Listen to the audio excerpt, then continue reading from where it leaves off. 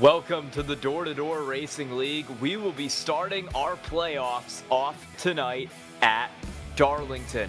We've got 239 laps coming up for you here tonight in the Door Sim Racing League live on Maconi Entertainment, and qualifying is just wrapping up now, so it won't be long before these drivers take to the starting grid and kick off our race tonight. I'm joined up here in the booth by Ron Mons, and Christian Hill is our producer tonight.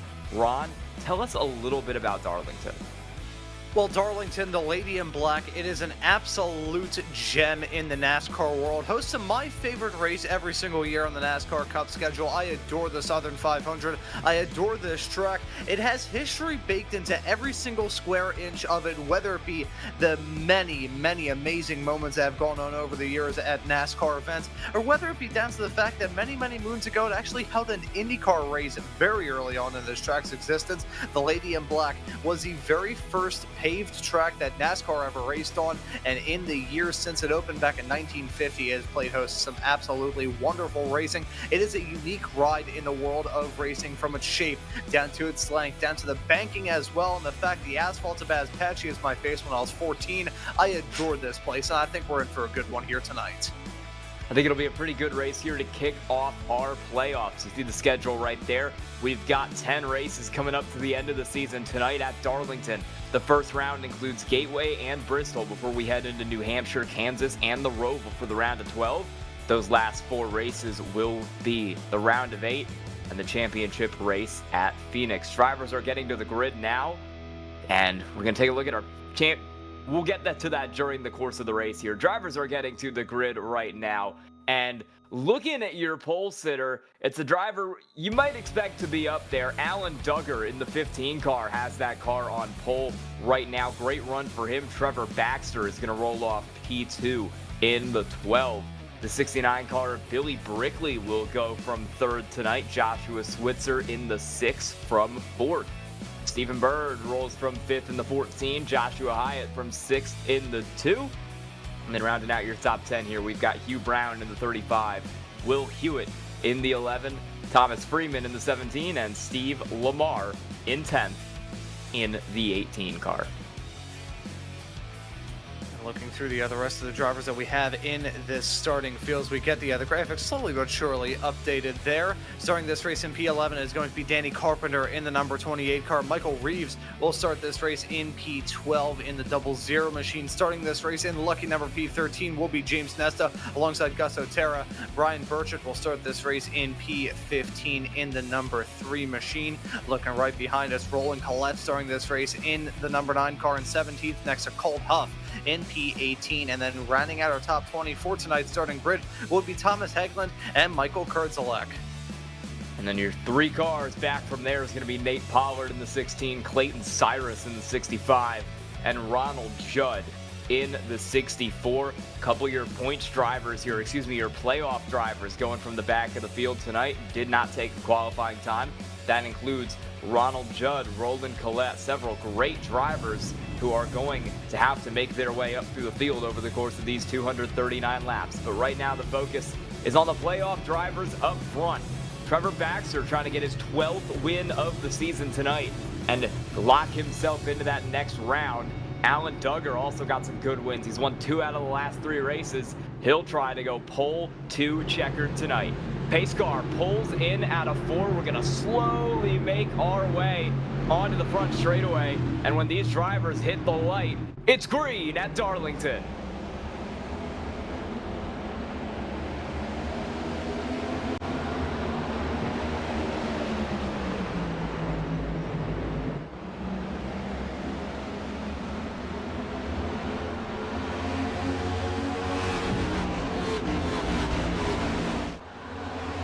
Good jump there for Alan Duggar, but he's already got a threat up to the inside. Battle for the lead is on as Trevor Baxter goes side by side with that 15 car through 3 and 4, and he got a pretty good run on the exit there. It's going to be nose to nose across the line to complete lap 1. Give it to Trevor Baxter.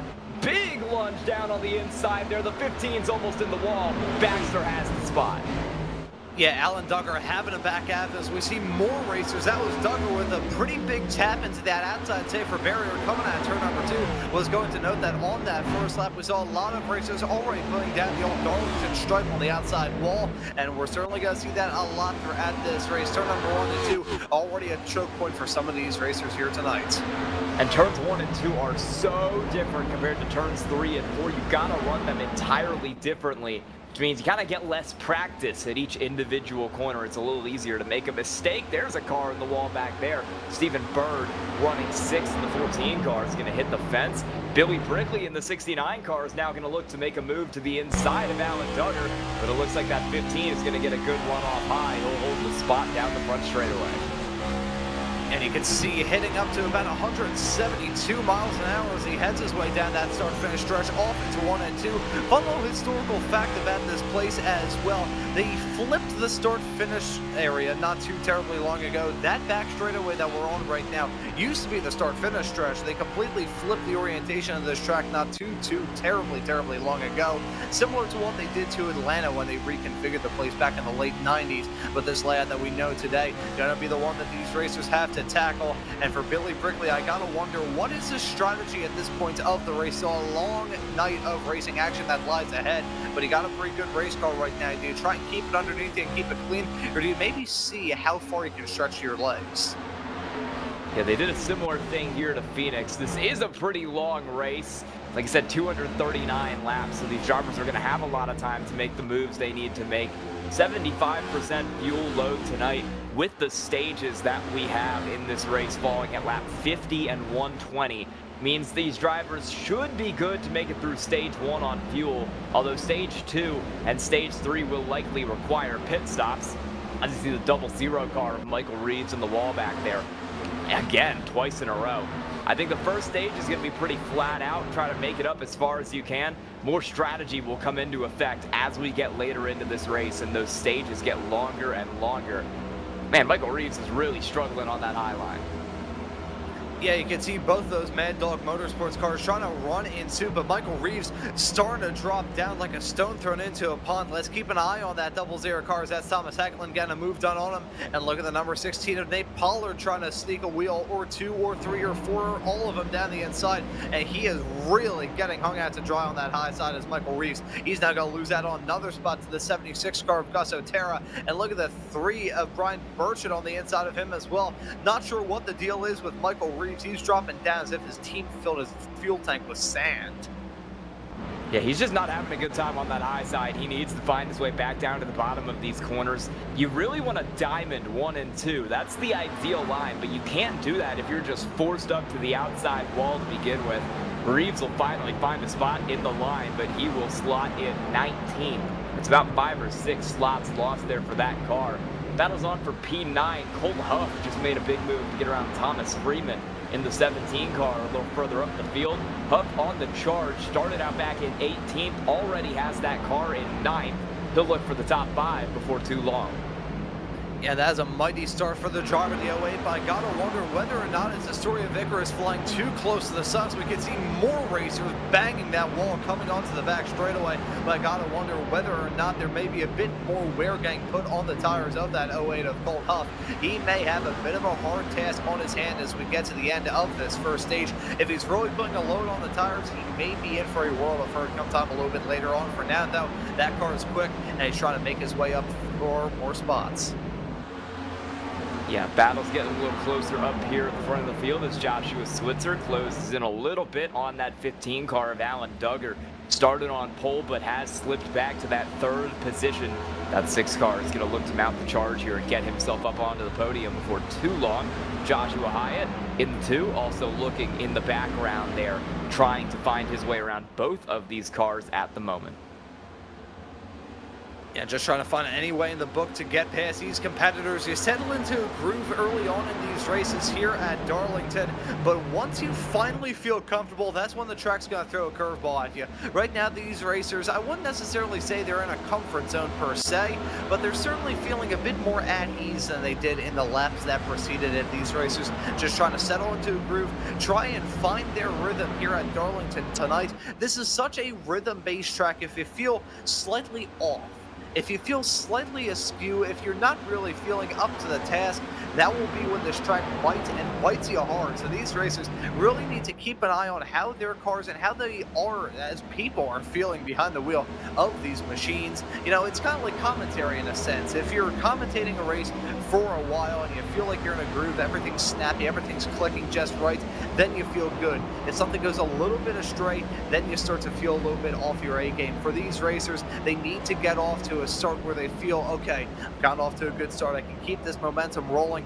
The psychological thing about Darlington is such a strong game that these races will have to play all throughout tonight if they want to visit Victory Lane, this playoff opener. Here's a couple cars back here that are starting to move their way up through the field. Thomas Hegland, Nate Pollard both on their A game. Hegland's gone from 19th to 14th. Nate Pollard from 21 to 15. So they're making some gains here in the early stages. Colt Huff and Roland Collette are getting in a battle here for P9. That 9 car of Roland Collette also up 7 spots right now to 10th, and he is really close up to the bumper of that 08 car.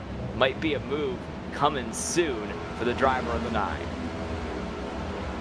So let's see how these moves are going to shake as we go a little bit farther along in this race. Now 15 laps on the board, so plenty of racing action left to go. But if you get a good start, you're going to be smelling like a bed of roses looking at Thomas Hegland and the number 99 car now trying to apply some pressure to the back of the number 17 of Thomas Freeman, who looks very loose as he heads his way off through 1 and 2. Trying to keep it off the wall is his A game right now. Look at Hegland diving down the inside off into 3 and 4. He'll book his way up into P13. Lucky number P13 for the driver of the number 99 machine.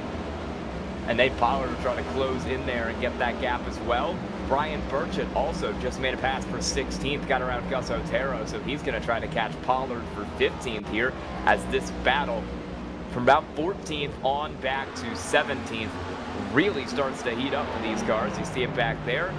Little bit of a battle brewing up here at the front of the field. This is the 14 car of Stephen Bird in front of the 18 of Steve Lamar. They're trying to get that sorted out while you've got 3 cars running tight in a line behind. Move coming for 9th. Roland Collette up the inside of Colt Huff, and he'll get that spot pretty quickly with a huge lunge into 1. As we see a swaparoo there with Lamar and Bird as they head their way off through turn number 2. Lots of moves getting put on these racers as we start to get a good idea as to who's got a good race car and who may start to struggle as we get a little bit farther along into this first run of tonight. We jump back to this battle though for P14. Plenty of racers all covered by roundabout nothing. Thomas Freeman over Nate Pollard, over Brian Burchett, over Gus Otero, over Ryan Kurzelek. This battle of 5 cars duking it out for a couple of spots out there on the racetrack. May not seem like a whole lot in it between these racers, and that's because it isn't. You can see about 1 car length, maybe a car length and a half at most separating all of these racers, as that was a big tap on the wall from the 16 machine. Got to keep it out of the wall here or else you could end up in major trouble later on in the race as these cars continue to do battle back here. Seen some good racing really all throughout the field here tonight. This is a little further back in the field here, around 15th or 16th, but I mean, there's been racing up front, there's been racing at the back, we've been racing in the middle. These drivers just can't really get away from each other. Almost in the wall there again for that 16 car of Nate Pollard. They'd have to run it a little lower out of the corner, trying to get more speed. I think that may be what he has to do. These racers at the point where they're starting to experiment here at Darlington. This is sort of racetrack that, as I alluded to a couple of moments ago, one where you can never really feel fully comfortable. Once you start to get comfortable, that will be when either your competitors throw something at you that makes you anything but, or this track will throw something at you that makes you anything but. We can see that car drifting up into the wall a little bit. This is one of those racetracks that always keeps these drivers on their toes. It's fantastic from our perspective as broadcasters, but for these racers, it is a stressful evening to be sure. Gus Otero there on the top. Oh, big clear up in front of him as Nate Pollard got ahead of Brian Burchett. Gus Otero is on the top. Will Hewitt working down on the bottom. That Will Hewitt car has gone from 8th to 19th. Very bad time for the driver of the 11 machine. Burchett will try to close in a little further up the field there on Nate Pollard. Big gap forming between him and Freeman at the moment. So some gaps starting to form between some of these racers, but by and large, everybody's still packed in like sardines, still whittling the laps away. And I gotta wonder, at this point in this race, guy, what will be the agenda for these racers? Do you want to try and settle into a groove and just take it easy for now, or do you want to try and push up the wick, turn up the wick a little bit? Again, this is a track that is one of experimentation. You always need to be testing the limits, testing different lines, try and figure out what your race car is going to do at any given point in time. If you don't feel comfortable in the way your race car is driving, you're not going to be feeling good about your chances at all. So I gotta wonder what sort of mindset these racers are going to have at this exact point in time. Well, the stage is only 50 laps here. It's shorter stage here compared to the rest of the race, so you have a little more leeway to run flat out to try and make up some time here, because you know that you have that caution not too long from now. We'll see how it all stacks out, but I think we'll see more saving in the second and third stages. There goes Will Hewitt into the outside wall. We saw it on the onboard there. That was off the nose of the 00 of Michael Reeves down the straightaway. Huge moment for those cars. Yeah, and Reeves yet again dropping back. That car has looked like the wheels have been bolted on sideways and the gas tank has been filled with milk. That car has not been running strong up to this point in the race, and yet again having a point of contention. They need to load up a replay, because that was a very close quarters moment as they headed their way off through 3 and 4. If that went a little bit farther south, we may have had the first caution of this race coming as a result. Yeah, that was a close one there between those two drivers, and that'll almost certainly give some damage to that 11 car of Will Hewitt. He's going to be looking forward to that stage break in order to get that damage fixed and get back out on the track in good shape. Closest battle right now is still the one with Burchett and Kerjelak. We'll see a replay here. That 11 gets into the wall. Michael Reeves thought he had it saved, ended up looping it around out of 4 anyway.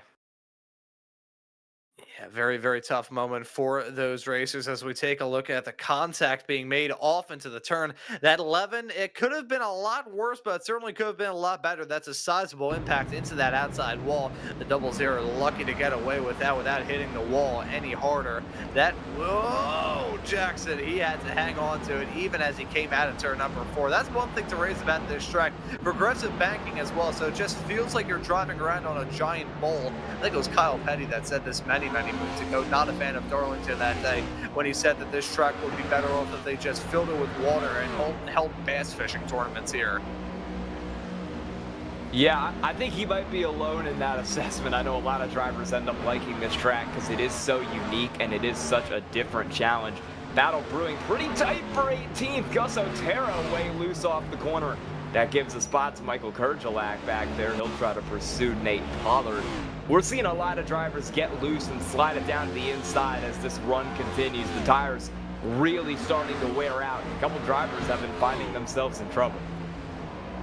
Yeah, a lot of racers have been finding themselves in a little bit of trouble. A little bit of concern brewing behind the wheel of some of these next-gen cars, still hurtling around this track as close as they possibly can, as quickly as they possibly can as well. Baxter still holding on to that lead as it stands over Billy Brickley. The 15 running at your top 3 as it stands presently. But looking at these racers trying to bring this first stage to a conclusion now in a race like this, because Darlington, even though it originated as being a track that would test out the endurance of everybody, and it may not be the longest race here this season. As we take a look at the 17, the 3 duking it out in this side-by-side fight. They had their way off through the turn. Oh, that's going to be very close. I thought they were going to get turned, heading their way onto the back straightaway. But no, this track is one that has always tested the limits of these cars, so these stage breaks are going to feel like checkpoints for these racers tonight. Got some side-by-side action brewing behind them, but it looks like they've got it sorted out now. Kerjelak up to 17th, Otero. Excuse me, up to 16th, Otero to 17th, and then you've got Pollard and Cyrus slotting in back there with Will Hewitt. The battles at the back of the field just won't stop. Big loose moment for Clayton Cyrus. Got Will Hewitt right up to the bumper, but he had to back off in that 11 car to avoid any contact with Cyrus in the 65. Single file all through the field right now, but that might change pretty soon back here. Yeah, no, I have a feeling based off the stuff we've seen thus far in this race, that probably will change. We're going to see these racers begin to throw haymakers at each other as we look at them all running line to stern off into 1 and 2. They're going to go 1 and 2. We're thinking it's going to be the trouble spot here tonight, and it certainly looks like that will be the case. That's always a choke point for these competitors, as you said a little bit earlier on the show, Sky. So different between turns number 1 and 2 compared to 3 and 4, that if you set your car up to drive well on one end, it's going to drive like the wheels are bolted on sideways on the other half, as I thought I was going to see some throwing the needle action right behind the 16. Yeah, it's a super hard track to set up for because they are so different. One end of the racetrack just drives completely differently to the other end. It's whole different banking, whole different speed that you carry through the corner, so you've got to keep that in mind when you're putting together a car, when you're running practice laps for these races, and when you're actually running the races here. As the 65 of Clayton Cyrus is really trying to find his way high there on the 16 and Nate Pollard, and it's just not happening. That might actually end up giving the spot to Will Hewitt back there. Big dive for him. He's got 19. It's a nice move there to jump up a spot. P19 as it stands right now may not be the greatest spot in the world, but just to be able to dust yourself up and claim some spots can be go back to that mental discussion for these racers. Try and get those small little wins when you can take them. That could be very good for these racers come time a little bit later on here tonight. Looking at Steve Lamar riding on board with the driver of the number 18 car as we head our way down the backstretch off into 3 and 4. We're going to go 174, nearly 174, nearly 175 off into the turn in this number 18 car of Lamar, and we'll have to see what he can do to bust his way up into the top 5. I think he has a good shot to get it done here, as you can see shuffling all around. Even down the straightaways, these racers are dancing around the track. If we were to leave the onboard here, we'd see that these cars are really, really close. Steve Lamar has the run on Hyatt, but right behind him, Stephen Bird is going to give a little bit of a push to Hyatt on the outside. Hyatt loose right there. Not quite working out for him, and that'll give the spot to Stephen Bird. Hyatt goes from 5th to 7th with Steve Lamar and Stephen Bird through for those positions. Joshua Switzer in the 6th was getting roped into that fight back there in 4th, but he got pretty far clear, and now he's hard into the wall. That'll send him right back into this fight. Good corner for Steve Lamar. Will take him closer to the 6th. Yeah, nice racing from Lamar to try and get his way a little bit farther up the road as we get farther along into this first stage here tonight for this playoff opener for Door Sim Racing League. And to all of you tuning into the show, we hope you enjoy it. We certainly are here in the broadcast booth. These racers giving us a good one to talk about. May not be a bare knuckle fist fight yet, keyword being yet. I think come time for a little bit later on in this race, that will be when the drivers really begin to turn up the wick a couple of notches. But right now they're treating us to some good battlings, and we got one going on down the backstretch.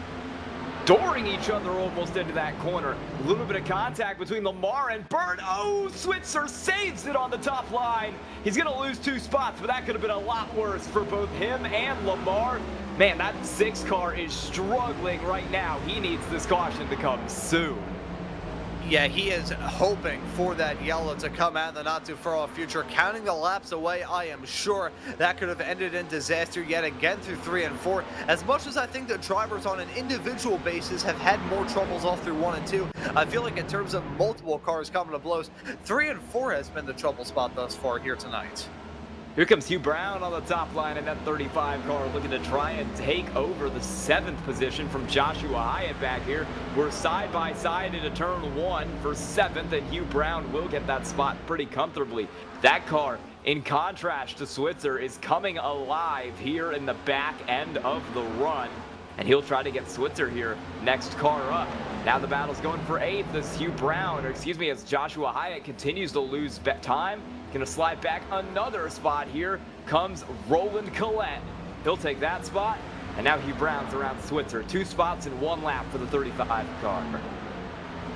Yeah, nice turn of events for that racer, trying to cut his way through the field like a hot knife through butter. These racers giving us a good one at this point, but as the laps whittle away, we get closer and closer to that stage break. I wonder if that's going to cause these racers to turn up the wick a little bit more, trying to gain some spots before that stage yellow comes out, or if they're going to try and settle into any form of groove, some sort of groove, to just be comfortable at the end of this stage. I think we're going to see split philosophies go on in terms terms of how to treat the final few laps of this stage. We're going to see some racers take it easy, others just absolutely ship it off and haul the mail, trying to gain any spots that they can. Again, it being a playoff opener, these racers looking to get some good points hauls here tonight at Darlington. This is one of those racetracks where to finish first you have to finish. I've read that in a fortune cookie before, and I think these racers probably have that written on their steering wheel for tonight's race.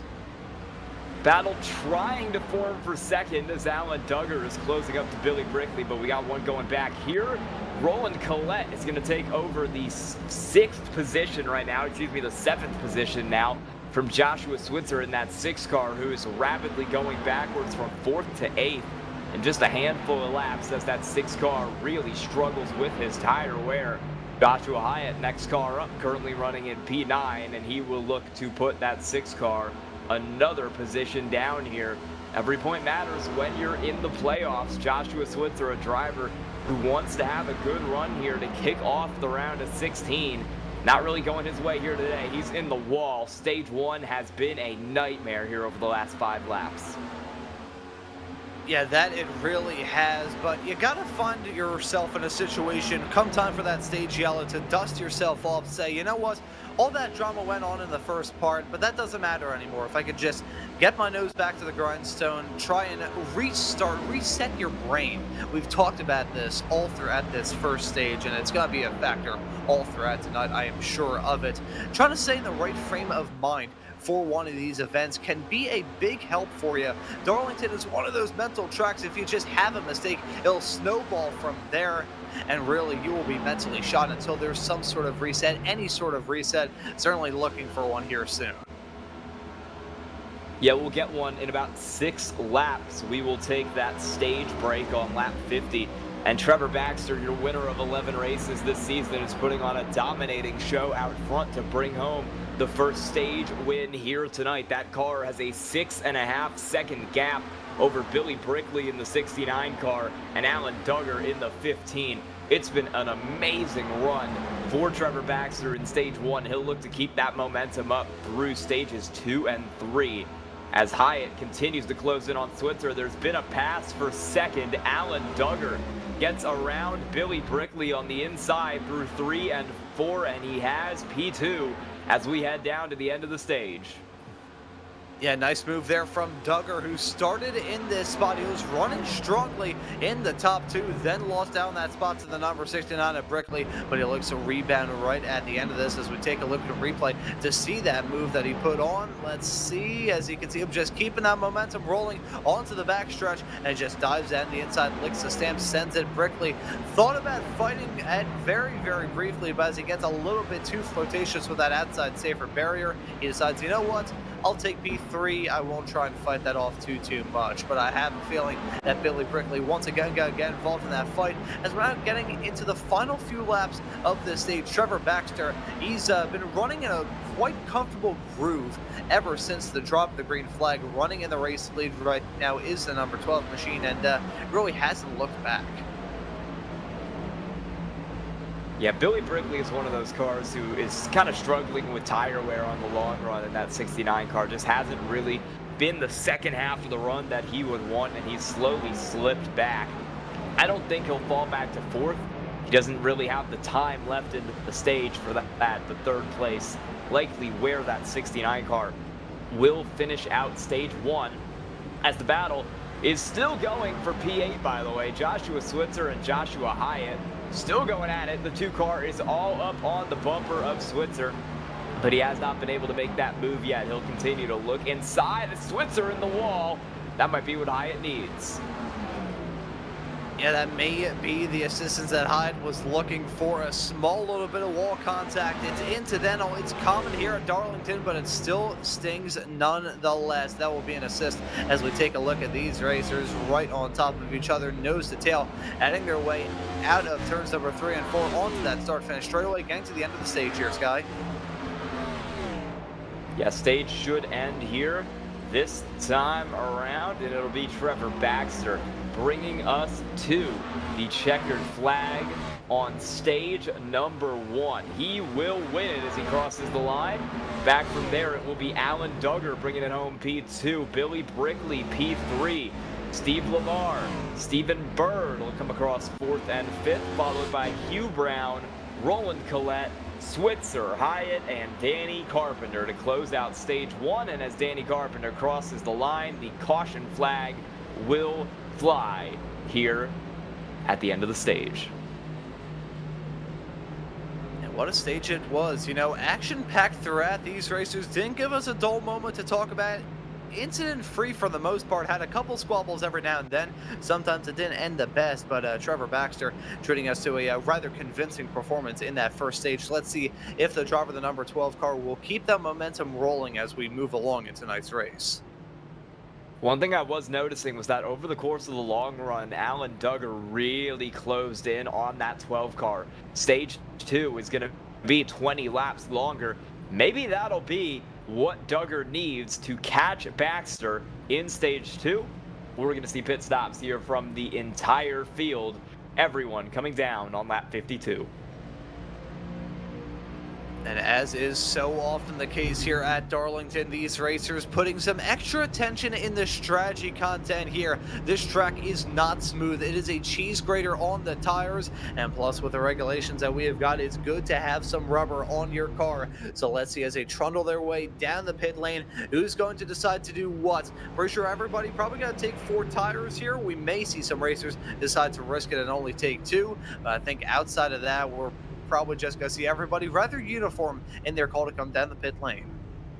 Tires are like gold at Darlington. You want to take some every chance that you can get because this track really eats through them quick. You've got enough tires left in the pits to run this whole race. 1 on the car to start and then 6 more in the pits.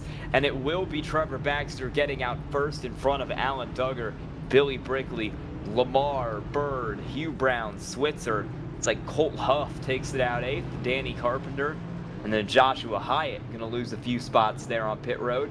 4 tire stops for the whole field here. Yeah, so as I initially expected, just about everybody saying, you know what, I'm going to take that tire advantage. Having some fresh Goodyears around this racetrack is going to result in you having a good run through to that next stop. It is going to be a rather no-brainer call for those racers who made that call to come down pit lane. Just put some new rubber on it. Make sure your car isn't driving around like a hairless cat trying to get out of a bathtub that's full of coconut oil. Just have a good, smooth run to the end of this. These drivers going to need a good smooth run through stage 2 and then into stage 3. Stage 3, our longest stage of the night, about 120 laps, double the length of the first, or excuse me, about the length of the first 2 stages combined. So that's going to be something to watch out for here. What driver will save the most and will play the strategy perfect on that second run? We're going to come down the back straightaway now, and it'll be Trevor Baxter over Alan Duggar here on the front row to get us restarted in stage 2. Baxter dominated that first stage, had a great run. He will look to repeat here in stage 2. Alan Duggar saved some tire, had a great car late. He might play the strategy here in the second stage to try and make his way up through the field a little earlier, so he has something for Baxter towards the end of the run. It's all left to play for in this 70-lap stage 2. The pace car will pull in. We'll have Baxter, Duggar, Brickley, and Lamar in your first 2 rows. And as Baxter hits the restart zone, we'll go green at Darlington.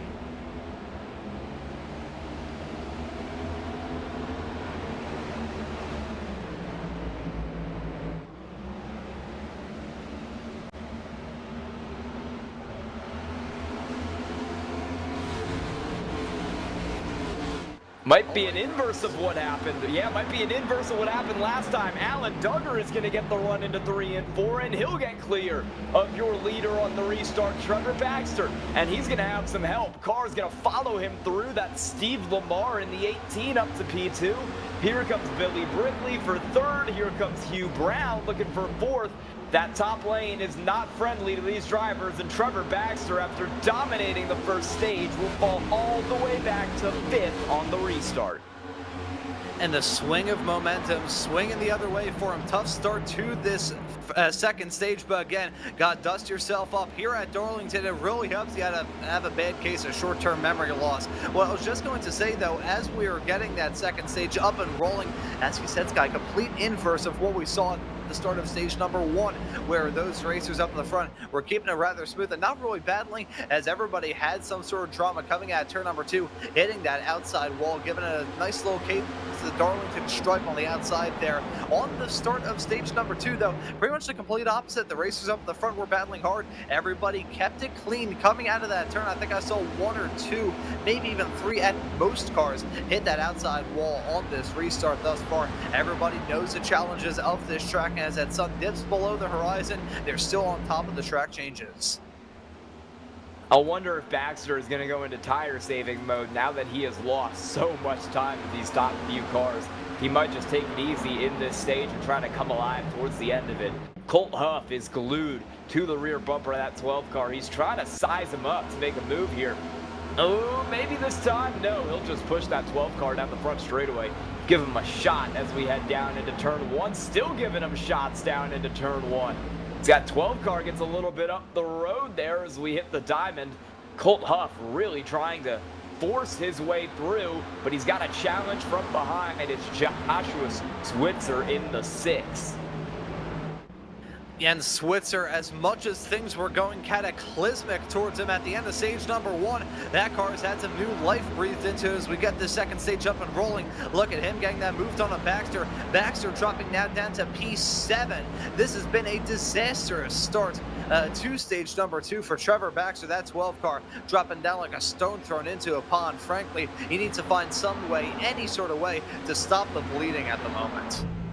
Yeah, I can't think of it going much worse here for Baxter. Battles on for P4. Joshua Switzer is on the bumper of Hugh Brown, and that 35 car might have had a chance to get that move done. We'll see if he can get it this time. Switzer is running all in on pushing early. He wants to have as much speed as possible in the early part of the run. We know he struggled in the latter part of the run last time around, but it looks like he'll deploy a similar strategy of trying to get as much as he can at the start and then just holding on for the rest of the run. Battle is starting to come alive here for the lead. Duggar, Lamar, and Brigley are all getting closer to each other. That 3-car line might have some good racing coming up here soon. Yeah, fully expecting this battle to really start to break out. These racers getting a good idea to how their cars are now beginning to drive as they nearly made contact all through 1 and 2. This is going to get intense. It's hair racing already. Look at Brickley trying to find any weight in the book to put some pressure to the back of that car of Lamar right in front. Trevor Baxter dropping down big time. Though, what is going on with the driver, the number 12? Things going from bad to worse, even worser still. Man, I didn't think you could get much worse for Trevor Baxter, but this has been an absolute disaster for him to start off this run, and he will bring it down pit road in the 12 car. So that is your driver who dominated stage 1, led every lap, and he is in the pits here. He's going to go at least a couple laps down behind the wheel of that 12 car. Something seriously wrong for Trevor Baxter. I'm not sure what the deal is. Does he have some sort of outstanding, like, meatball flag? Is there some sort of penalty for him? What is the deal? Out and away, is he trying to take a bit more fuel? Just saying, you know what? It's been disastrous. I just want to try and find any sort of way to salvage this. Not really sure what the deal is with that number 12 car. There's got to be something more. There's got to be some sort of extracurricular drama that's going on with that 12 machine coming in. Maybe some damage on that car had to come in and repair it. Either way, though, Trevor Baxter, of the ways for stage 2 to get up and rolling, I think the only way that it could have gone even worse for him is if his house got struck by an asteroid. I think it might be a little bit of a fuel strategy call. I mean, we know these drivers have 70% of the, or 75% of the typical fuel load in the tank in these cars. You got 70 laps in stage 2. That's cutting it pretty close on fuel, especially if we go green the whole time, don't have any cautions. Baxter maybe taking a play there just to make sure that he's good on fuel to the end of this stage. And if the drivers in front of him do end up having to pit for fuel, this could cycle back around to Trevor Baxter. So Baxter, if he can make this work, I think a way to sort of mask the pain of dropping down like an anvil push out of a helicopter at the start of a stage like this is to pull it at the end, make that strategy work, and from there you can come out this smelling like a rose. I'm not sure if that will be how it works for Trevor Baxter in that number 12 car. I think that's certainly what he's aiming for at the present moment as you see him heading his way down the start-finish stretch off into 1 and 2. The driver of that 12 machine tried to throw something out because clearly whatever happened there, that was a big moment right in front. Yeah, there's been some crazy racing going on back here in the mid-pack. That's the 2-lap down car of Thomas Freeman that had a moment. These drivers continuing to do battle up front, but Lamar has not been able to gain time. Stephen Bird in the 14 car is falling back in quite a hurry. He's been passed by Danny Carpenter. He's been passed by Gus Otero. Bad start to the stage for Stephen Bird. He's now under threat from Joshua Hyatt, as Steve Lamar is under threat from Billy Brickley, who's gotten right up to the rear end of this battle. He'll look to the inside. Maybe no. He'll just push that 18 down the straightaway. So pushing him along, trying to push him up to the front and try and find any way as we take a look at this battle involving Clayton Cyrus in that number 65 car, currently in the midst of a sandwich as he heads his way off through turns number 1 and 2, as that was a big bit of wall contact right behind. You know how I said these races were keeping it smooth and keeping it easy and keeping it clean off through turn number 2? I feel like you could take what I said, print it out, put it into a shredder, throw that shredder out the window into a wood chipper. Yeah, these drivers are going at it. Steve Lamar stays close to Alan Duggar up front. Wasn't the best stage 1 for Steve Lamar. Brought it home about 4th or 5th there, but he's in that 18 car who started out back in 10th. Stage 2 has been really good to him. He was able to get from 4th to 2nd in the early going. And if he can keep stalking Duggar until he's able to find a way around, he'll go from 10th to 1st here in this race. That car has not left about a 10th or 2/10 behind Duggar this entire run. He is staying right there. Just staying right there, and that's what you got to do at this point. Don't count yourself out of this battle. You may not make the lunges, you may not go for the moves, but you just need to be there right at the end of this as we take a look at a Hewitt in that number 11 car heading his way down the backstretch off into turn number 3 and 4. Will he try and draw alongside as they head their way off into 4?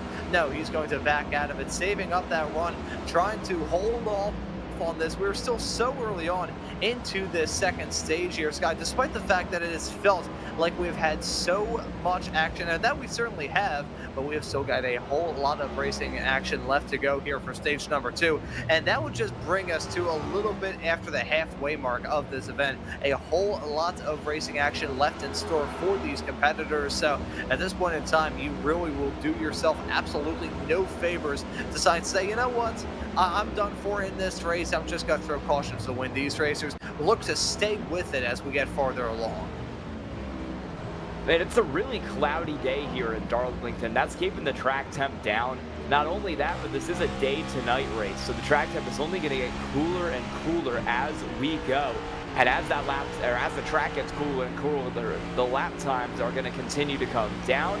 The tires are going to last a little longer, and these drivers are going to find themselves with more and more traction in the later part of the run. So that could cause a bit of a shakeup in driving style for a lot of these drivers towards the end of this stage and throughout stage 3.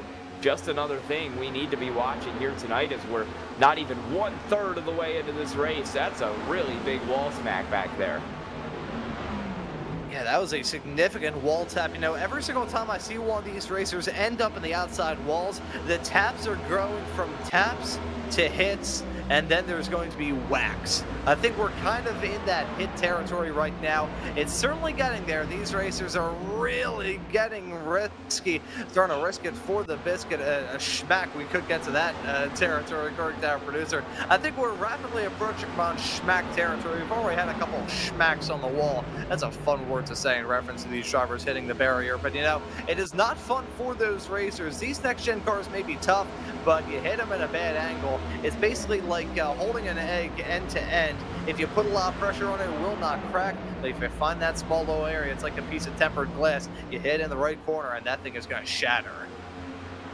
Yeah, that can really play a big role in your speed here. Just one bad schmack to the wall, and you'll end up with damage that'll last for pretty much the rest of the run here. And if you try to fix it under a green flag pit stop, you're going to have to spend a lot of time down pit road. So the only way to really get it fixed is under caution. We've got one more of those coming up on lap 120, but if you get some serious damage in the third stage, and this race goes green for a long time, you might just have to run out the rest of the race with a car that drives like it wants to hit the wall. Yeah, it gets to that point in time where these cars are like, you know what, I like hitting the wall. This is fun. I don't like driving around here at Darlington. Send me to the garage. I don't want to do this anymore. And then you just have wall tap after wall tap after wall tap. I could best describe it in an odd sense. You know, it's going to be a couple of weeks before we head off to another road course for this schedule and really have to worry about an issue like this. But it's like locking up a tire.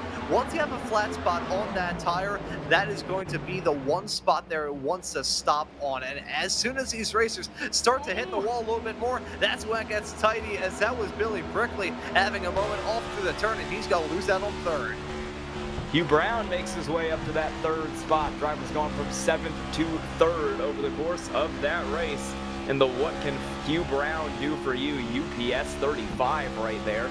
Doing a good job to move his way up through the field. Battle trying to brew for P6. Roland Collette in the 9 car is on the bumper of Colt Huff. He's now to the inside of Colt Huff as we head down to the 3 and 4. And he'll make that move look easy. Roland Collette up into 6th, but he's got a big gap to catch Switzer in 5th. Yeah, so there will be an uphill battle for him to try and climb if he wants to break his way up into the top 5. We still have a decent amount of time left to go in this stage, so I can't rule it out at all. We look at Colt Huff in that number 98 car as he heads his way down the backstretch off into turn number 3 and 4. He's going to go the 08 car. My eyes deceiving me at the worst possible time, but there's the 08 machine as he heads his way off through the turn, trying to find any way in the book to gain some spots. We're at that point here in this stage, Sky, where these racers are going to say, you know what, I've had my fun and games, I've had my battling, but now I just want to feel, I want to feel comfortable again, as comfortable as you can feel in a very hot stock car and a somewhat cool track with a track that is trying to kill you in every single turn. Alan Duggar has extended that lead from Steve Lamar a little bit. It was hovering at about a tenth and a half for a lot of this run, but it's now up at almost 4/10 there for the lead of this race. Alan Duggar finding another gear about halfway through stage 2 and pulling away from Steve Lamar behind. We'll see if Hugh Brown in the 35 ultimately ends up having anything for that 15 car. Duggar was quickest last time around, but Hugh Brown is running better times than Steve Lamar.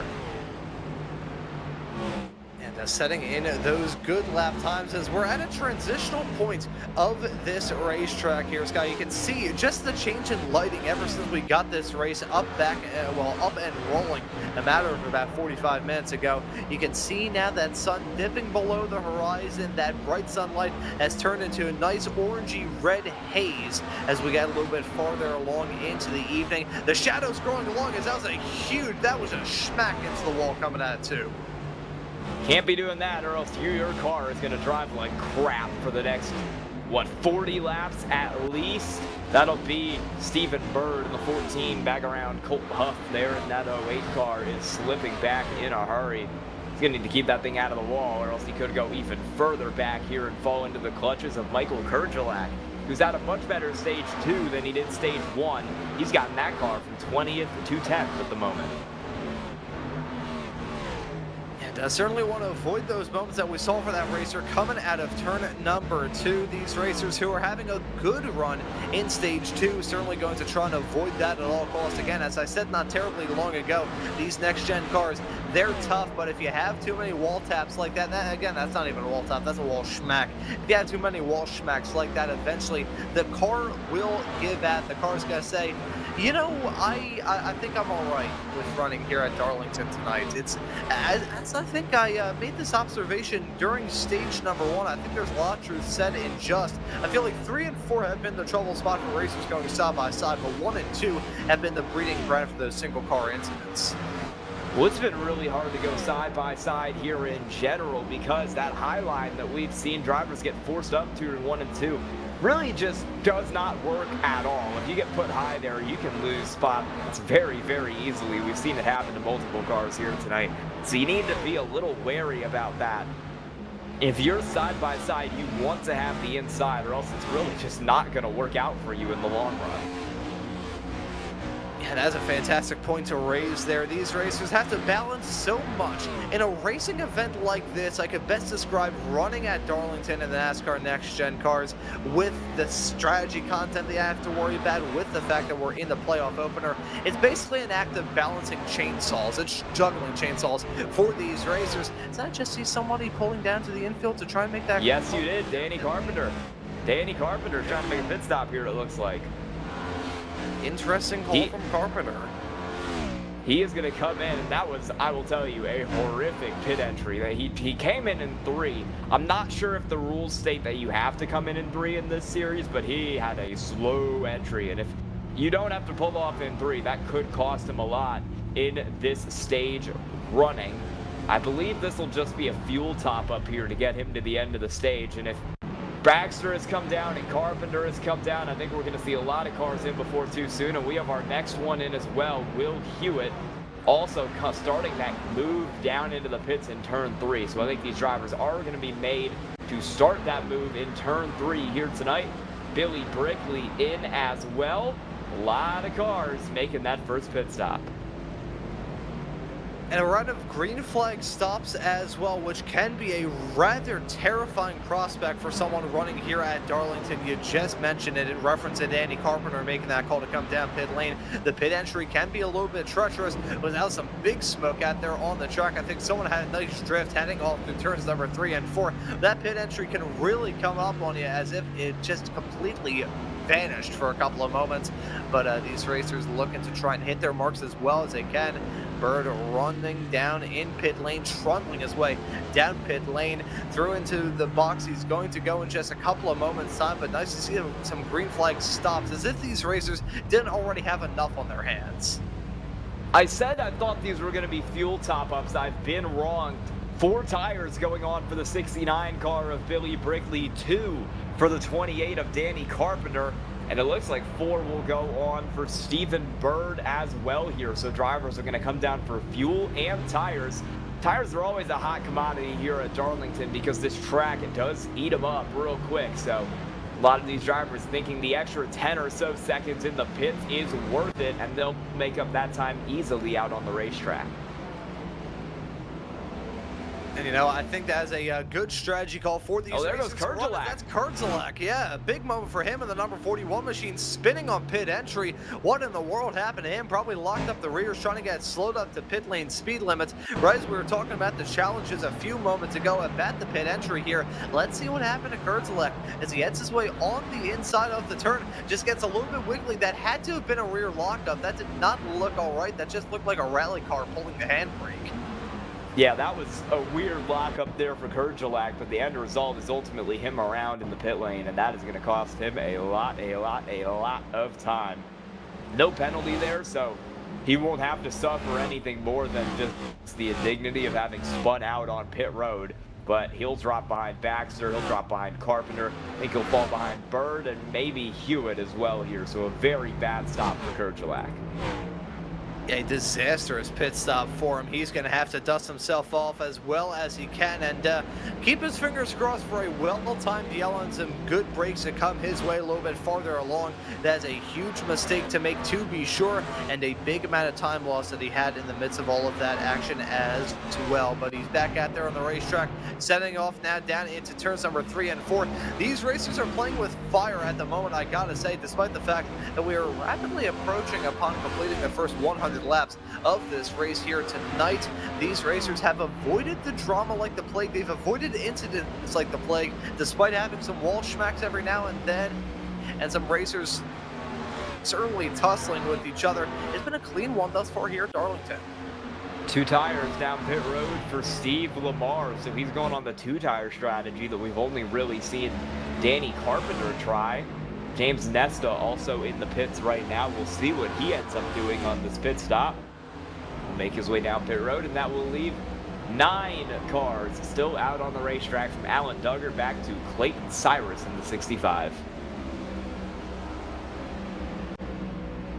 Now, with a lot of these racers having made their call to come down pit lane, I wonder what sort of adjustments these racers are trying to do as well. We've talked about this a lot throughout this broadcast thus far, the evolution of the track as we get farther along into this marathon race here for this playoff opener. These racers have to do a lot to try and manage that from their own perspective, but we have a yellow.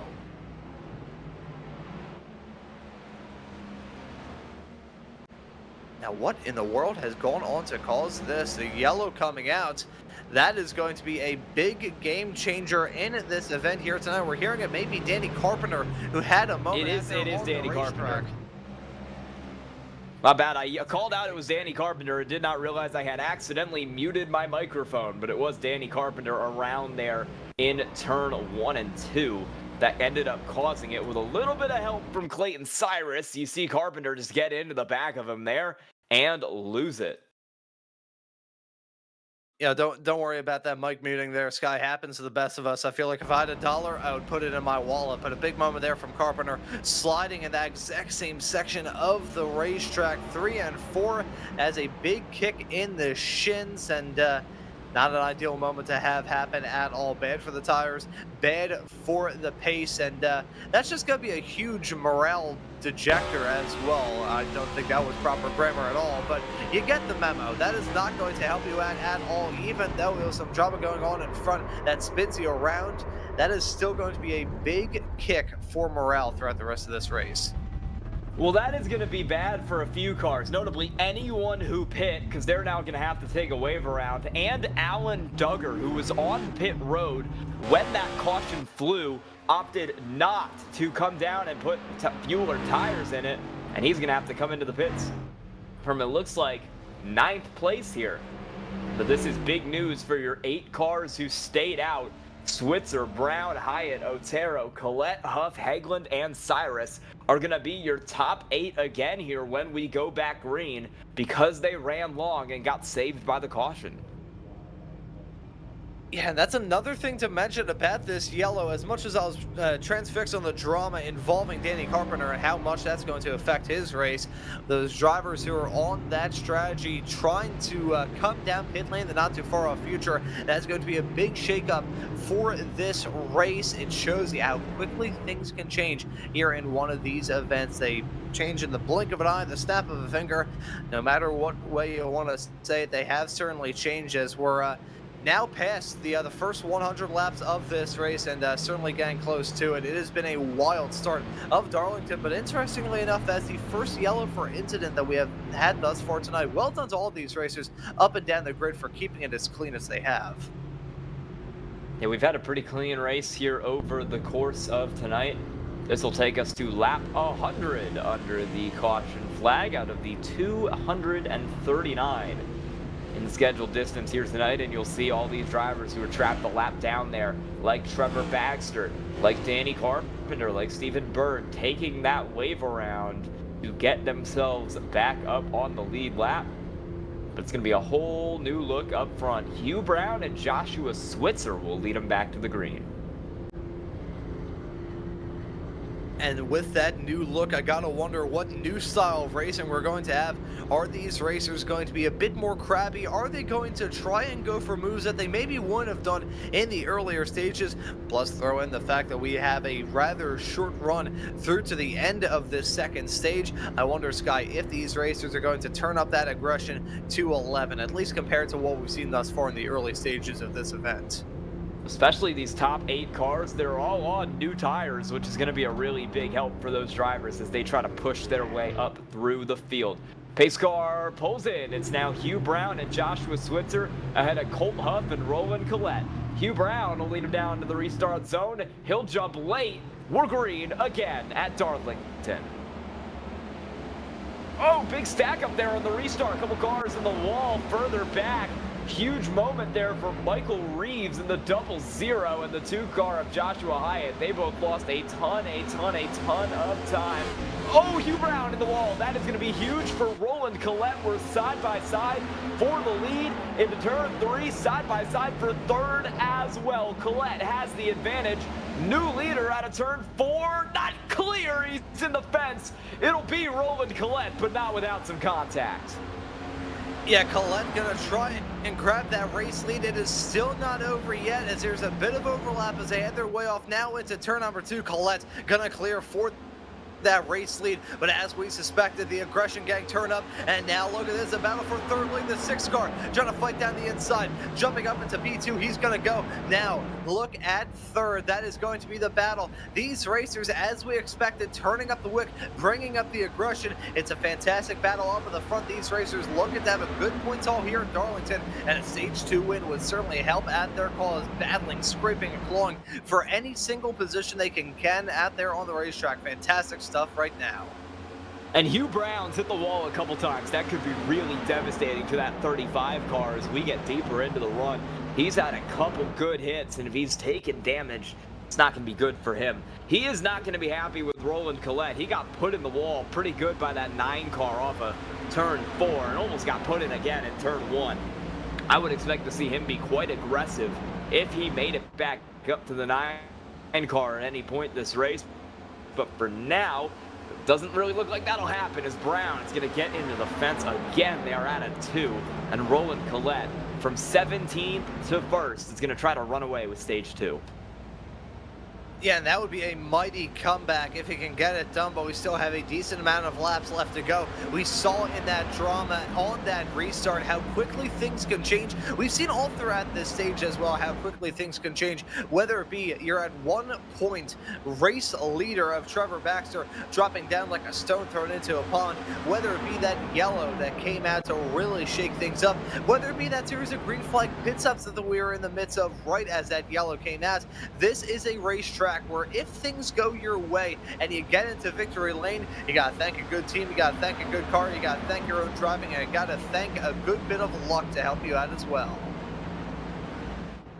Hugh Brown still lurking there with Joshua Switzer running P2 in that 6 car.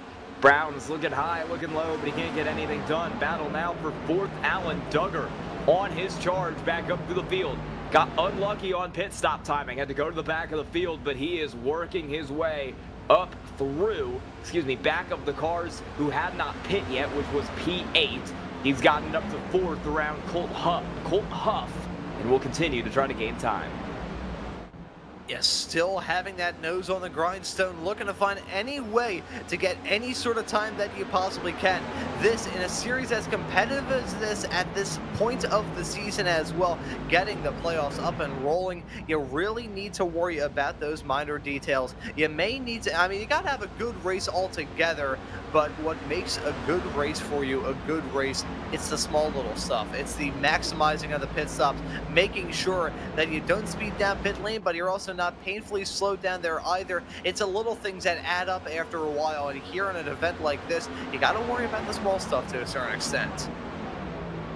That you do. You can get in major trouble here from the small stuff, like just little taps off the wall that can eventually kind of compound themselves and put you in some big trouble as the run gets deeper. We're about 12 laps to go from the stage break right now for Roland Collette. Lap 109. The caution will fly on 120. And right now, he is sitting comfortably in 1st over Joshua Switzer. That caution worked out well for him because we know he has a great car on the short run. And he's trying to close the gap to Collette, albeit without much success right now in 2nd. The yin for yang comes the yang with others. So we, right now, I think I screwed that all sorts of up. But you get the memo, you get the idea. These racers all have a mixed bag as to how things have gone for them here in stage 2. And it's going to create a little bit of discontent for some of these racers, I'm sure, as we head our way off into the final stage in the not too far off future. You're going to have some that are feeling good, others feeling bad. You got some feeling like a bucket of horse manure, others feeling like $1,000,000. That's the great thing about Darlington. It is a track that can brew up some good storylines, some racers with a whole variety of emotions that they're feeling. And from our perspective of the broadcast booth, hey, it puts on some pretty darn good racing. One thing I'm looking for when we do get to stage 3 is Steve Lamar and Trevor Baxter. Those two drivers have been running up in the top 2 for a lot of this race, and yet Lamar runs 10th, Baxter runs 11th after getting caught out on pit stops. They're not going to do anything this stage because they're on older tires, but when stage 3 comes around, I expect those two cars to try and quickly drive up through the field and get those spots back so that they can contend for the win here tonight. I think the phrase that I was trying to say a couple of moments ago, with the yin of some comes the yang of others. I think I got my tongue wrapped around my teeth about 15 times when I tried to say it initially. But no, we're at the point now where these racers are just seeing that checkered, not seeing the checkered flag, seeing the green and white checkered flag approach in their windscreen. And I gotta say, at this point, some of these racers are probably hoping, they are waiting for that yellow to come at. Some of them just hoping for a big reset here. And we talked about this a little bit earlier on the mind side of things, racing at Darlington. These stage breaks can act as a bit of a checkpoint, a mental checkpoint, a physical checkpoint. It can be a whole lot of different things to a whole lot of different racers, and I think we're starting to see that right now. It'll be a little bit of a checkpoint in this race too, because that stage, it's going to come in halfway. There goes the 12 car. Excuse me, not the 12 car, the 17 car. Danny Carpenter's around. Oh, big hit. Caution is out. Ronald Judd. Huge shot to Danny Carpenter.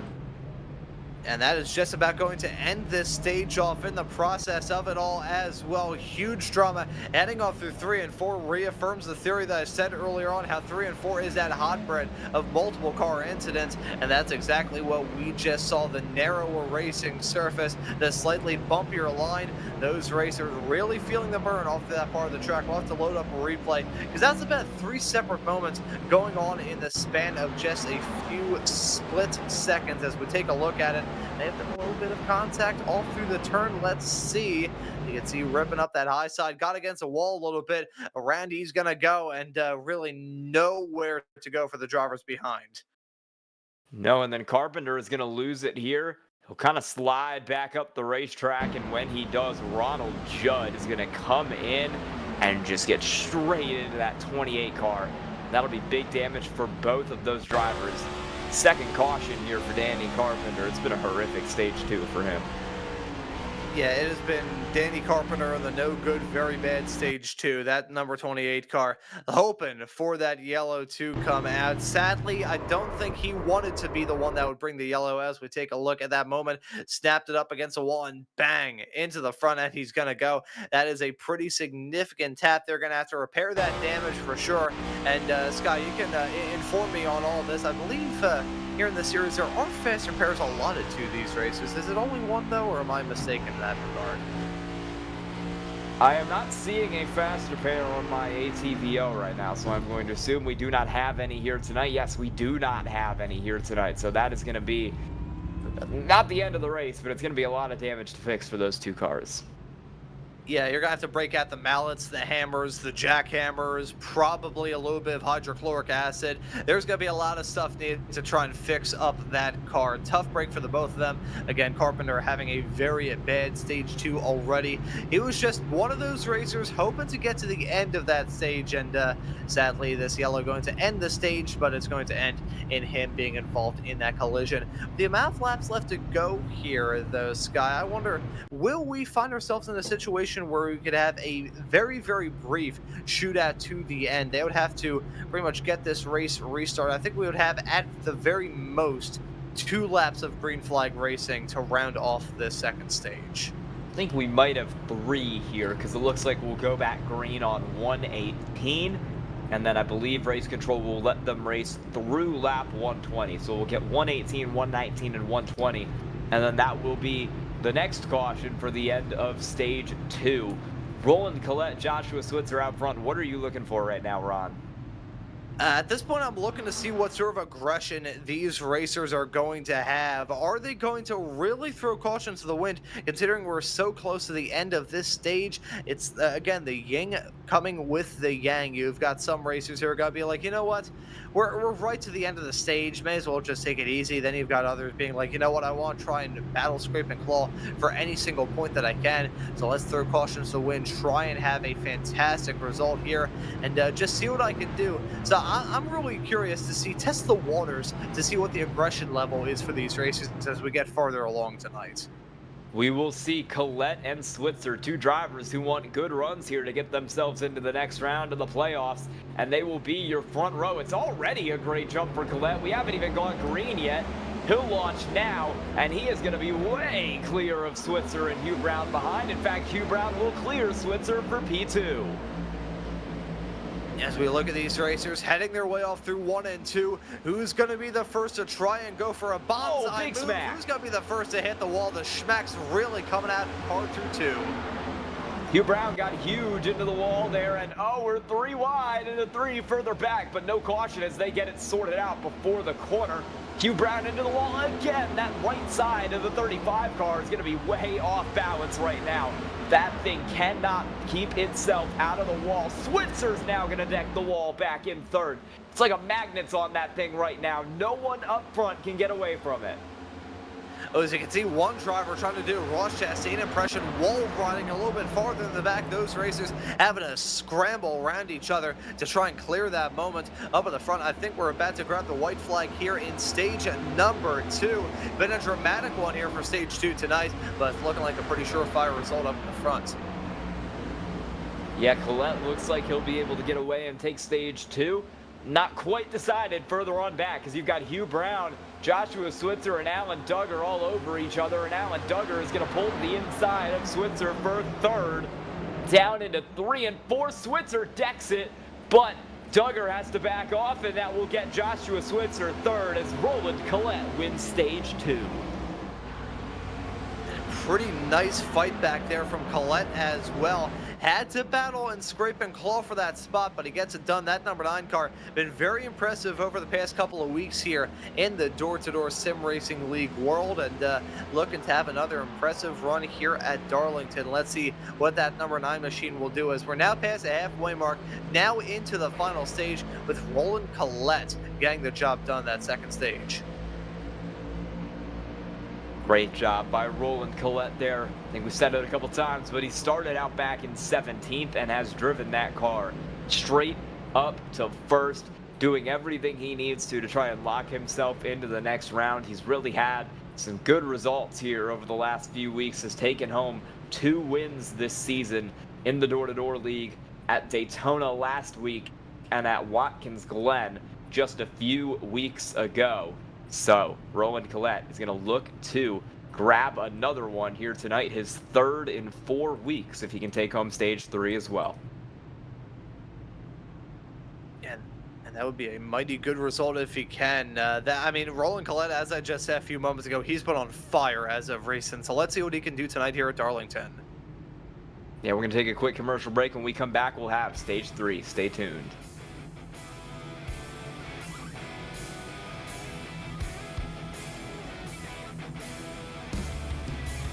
When you want to be the best, you can't settle for the rest. For anything on iRacing, there's just one name you need: Maconi. With the launch of Maconi Entertainment and Maconi Competizone alongside Maconi Setup Shop, we now provide the best of the best in setups, paint schemes, coaching, broadcasting, and event organization. With cars across all 4 license classes, we have what you need to hit the track with confidence. Grab a subscription and save money while going fast at MaconiSetupShop.com/subscriptions. And remember, at Maconi Setup Shop, there are setups, but your victories.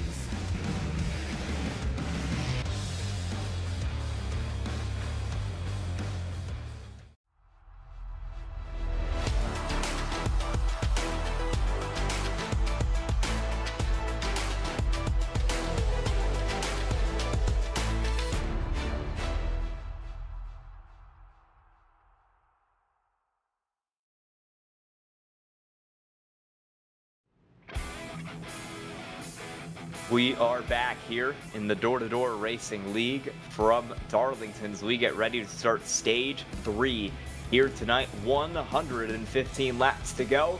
And on your front row after pit stops, it'll be Roland Collette and Billy Brickley ahead of Trevor Baxter and Brian Burchett. They are 3rd and 4th. A couple drivers flipping the stage here. Billy Brickley, Trevor Baxter, Brian Burchett all came down just before that stage yellow. They'll flip the stage, have 6-lap older tires, but have the track position.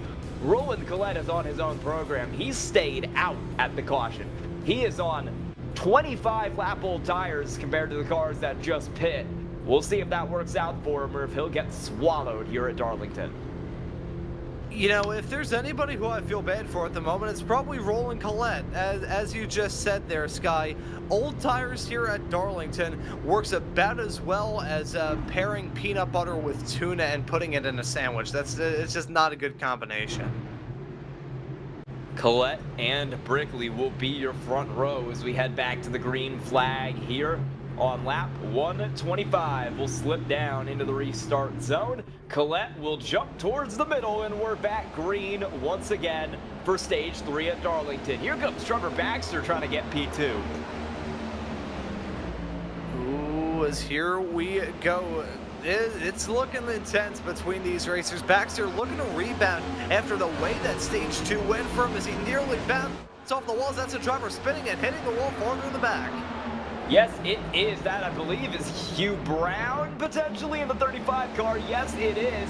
And that is a driver who's had a great race, who is now backwards on the back straightaway and losing all that time. Battle brewing for the lead.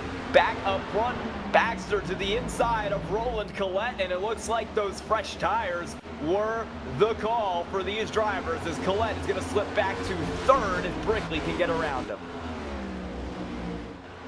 And I'm surprised it didn't bring a yellow out, but regardless, these racers still throwing haymakers at each other at the start of this final stage. Every single stage we've had up to this point has seen that aggression slowly but surely get turned up. It's going click, click, click. They're turning it up. Stage 1 was a bit more muted. Stage 2 really started to get aggressive. Now here for the final stage, these racers are involved in their own hornet's nest. They are throwing everything at each other to try and make up some spots. Maybe only 1 or 2 spots every now and then, but these racers know this is a race that has a whole lot of importance to it. Get the playoffs kicked off. Pass for the lead. Billy Brickley, P1. Billy Brickley's taking the lead away from Trevor Baxter there. The great move through turn 4. He'll lead lap 128. The first laps he's led all day. We'll see if he can get away as the 12 is in the wall through 1 and 2.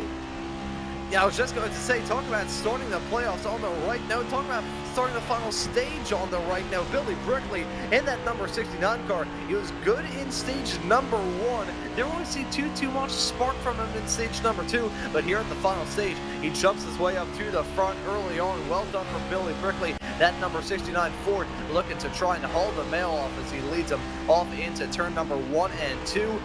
We mentioned the good momentum, the good feeling, the good vibes to get something up and started. I just mentioned it in reference to the playoffs, but here in this race, getting the final stage kick started in the right way can really make you feel good. Yeah, that's a great way to start it here, is taking the lead of the race. If he can win this race, it would be huge for that 69 car. It'd be huge for a lot of these cars because most of the drivers up front are in playoff contention. I think really Colt Huff is the only driver up here who is not actively fighting for this championship win. So going to be pretty interesting here coming down to this race. Oh, actually, I'd like to take that back. I have been informed Billy Brickley, I do not believe, ran enough races in the regular season to be playoff eligible, and so he is not in the field of 16. So it's Billy Brickley and Colt Huff who are kind of running to play spoiler. Baxter and Duggar are actually in the playoffs, along with Collette, all these cars further back. I mean, hey, still a pretty good spot, though, to find yourself in. May not be a playoff-worthy position. There's the car. And that'll probably be a caution back there, as that is Clayton Cyrus around. And that is, oh, well, he's going around again here. This is going to be a caution eventually. There it is. Caution is out for Clayton Cyrus. Yeah, you know, there's only so many times you can spin on the back straightaway of a live racetrack before they say, you know what? I think we want to neutralize this race just so we don't have a T-bone accident. Yet again, though, racer running into difficulties coming out turn number 1 and 2. It's been 3 and 4 that have been the trouble spot for multi-car incidents. 1 and 2, though, being the one where the cars lose it on their own. Second time we've seen that already in this final stage. We'll see Clayton Cyrus go around out of turn 2 here and onto the back straightaway. Let's see how this happened. Maybe some help. No, he's losing it way before any car could have gotten into the back of him. Loose out of 2. He tries to save it, ends up getting it back going pretty all right, but then he's going to hit the gas here, and he is going to just absolutely punch the throttle, and it's going to send him around again. Yeah, goose the throttle a little bit, spins up those rear tires, and around he goes. Let's take a look at another replay of this. Hits the wall, and after that, there's really 2 ways it can go. Once you hit the wall, you either rebound and you're feeling perfectly all right, or that really is just the first nail for you in that coffin to spin you around coming out of these turns, or at least find you in some sort of drama. I gotta say, well done to those 2 cars right behind, picking their way through the smoke and avoiding making any significant contact. If that was a touch, if there were to be contact there, it would have been rather catastrophic and substantial in nature. So well done to those 2 for keeping it clean as they caught up to that accident. Pit stops underway with a couple different strategies right now. Colt Huff and Gus Otero are going to come down fuel only. Alan Duggar and Steve Lamar are going to stay out on 10-lap old tires. It looks like everybody else is going to bring it down pit road for 4 tires and fuel at Darlington. Yet again, the strategy being a huge part of all of this as well. Hearing about some end-of-line penalties and everything of the sorts as well. Certainly going to be stuff to talk about. I believe Hewitt, along with, I hear Judd involved in that as well. Judd, Brown, Heglet, and... was that? And Hewitt. Thank you very much, Christian Hill, doing a fantastic job in the production work, keeping tabs of all the penalties as your forgetful color commentator can't hear names properly. But right now, we've got the lights out on the pace car. We're about to get this race back up and rolling after a somewhat brief yellow. And I think we have a speeding on pit road penalty that was just given out. Oh, never mind, they've cleared it. It was for James Nesta, but they just cleared that penalty for him, so it might have been something involving him pitting in front of another car there in that 29 car. He'll have it cleared. It won't really matter for him in the second part of this run. So we'll get back green here with 2 cars who have stayed out at the front of the field. It's Alan Duggar in the 15. It's Steve Lamar in the 18. You've got 2 cars, fuel only in row 2, and then you've got 4 tires starting back with Billy Brickley in row 3. We'll get back down into the restart zone here for Duggar and Lamar. Green flag on lap 135 at Darlington.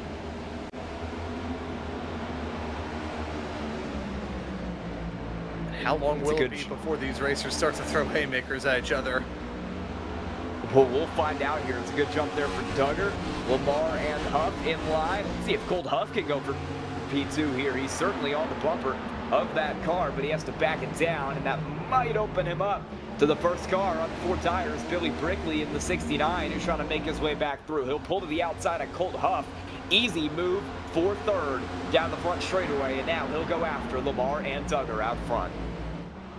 Yeah, pretty easy, breezy, beautiful, breezy cover girl trademark and not patent pending. But that's a moment hanging down the start-finish stretch off into turn number 1 and 2. Nice battling going on between all of these racers. I was expecting a bit more drama and chaos on this restart, but I think these racers know that, hey, look, we've still got a lot of racing action left to go, despite the fact that the first 2 stages are already firmly in our rearview mirror. Frankly, at this point, there's still so much racing action left to go. It's not really in these racers' best interest to just absolutely send it off into every single turn. Still look to get those moves when you can and keep it on the road if you can as well. We had a moment there for P2. Steve Lamar got way loose and slid all the way back through the field. That was a huge problem there for him. It let Billy Brickley get P2, and it's caused him all the way back to about P7 there at the lines. So major trouble for Steve Lamar as we're door-to-door up here for P5. Otero's going to put Baxter in the wall in 1 and 2, and I don't think Baxter will appreciate that because Otero's now going to punch the wall. Huge stack-up chain reaction down the back straightaway. Everyone keeps it straight. Man, that was close, though. I'll tell you what, I feel like I'm getting a concussion just looking at these racers. Side smack the wall coming out of 1 and 2. Oh, boy. There goes Gus Otero down the front straightaway. No caution will fly for that 76 car, but he was having some problems all through this race, and it's going to come to a head right there. He will fall all the way back to the last car on the lead lap with that. Well, not a caution, but with that big spin. I know he's going to go around again. Is he trying to get a caution here? Well, let's see. He's gonna go around again. Well, he's not going to get one, so he's just going to go a lap down for funsies in that 76 car, and that will likely be the end of the day for Gus Otero trying to be any kind of competitive in this race. Now, I'll tell you what, of all the ways to try and get an intentional yellow, I don't think that was the way to go about it, as he's now dropped down like a stone thrown into a pond, well farther back on 1 lap down to your race leaders. Gus Otero, race going from all right to bad to worse. It's not a good time to be Otero. Oh boy. Man, it's all going down further back in the field. Kurjalak around after getting put in the wall back there. He'll lock that car down, and he will just tow it back to the pits. So no caution there after he is around off the nose of Switzer. Those two cars coming together in the corner. And that might be the end of the day for Kurjalak. Just like Otero, it'll certainly be the end of him being any kind of competitive in this race. What a start to stage 3 this has been. Oh my goodness. It's been a hectic one, to be sure. And bearing in mind, we already had a restart here in this final stage. These racers have not known what the term is to take it easy. They've been running hard. They've been running at 10-10s, trying to find any way in the book to get past their racers. And they're beating and banging and roughing each other up just as much as these racers are beating the right-hand side of their cars up against that wall. It's been a rough start for some, a fantastic start for others. But here in this final stage, one thing you can always say about Darlington, expect the unexpected. Oh, near moment for 4th. Big loose out of the corner for Colt Huff, and that'll get Trevor Baxter to the inside of that 08 car. He'll take the spot pretty comfortably down into turn 3 and slide it up in front of the 08. Colt Huff back to 5th now after a moment at a turn 4.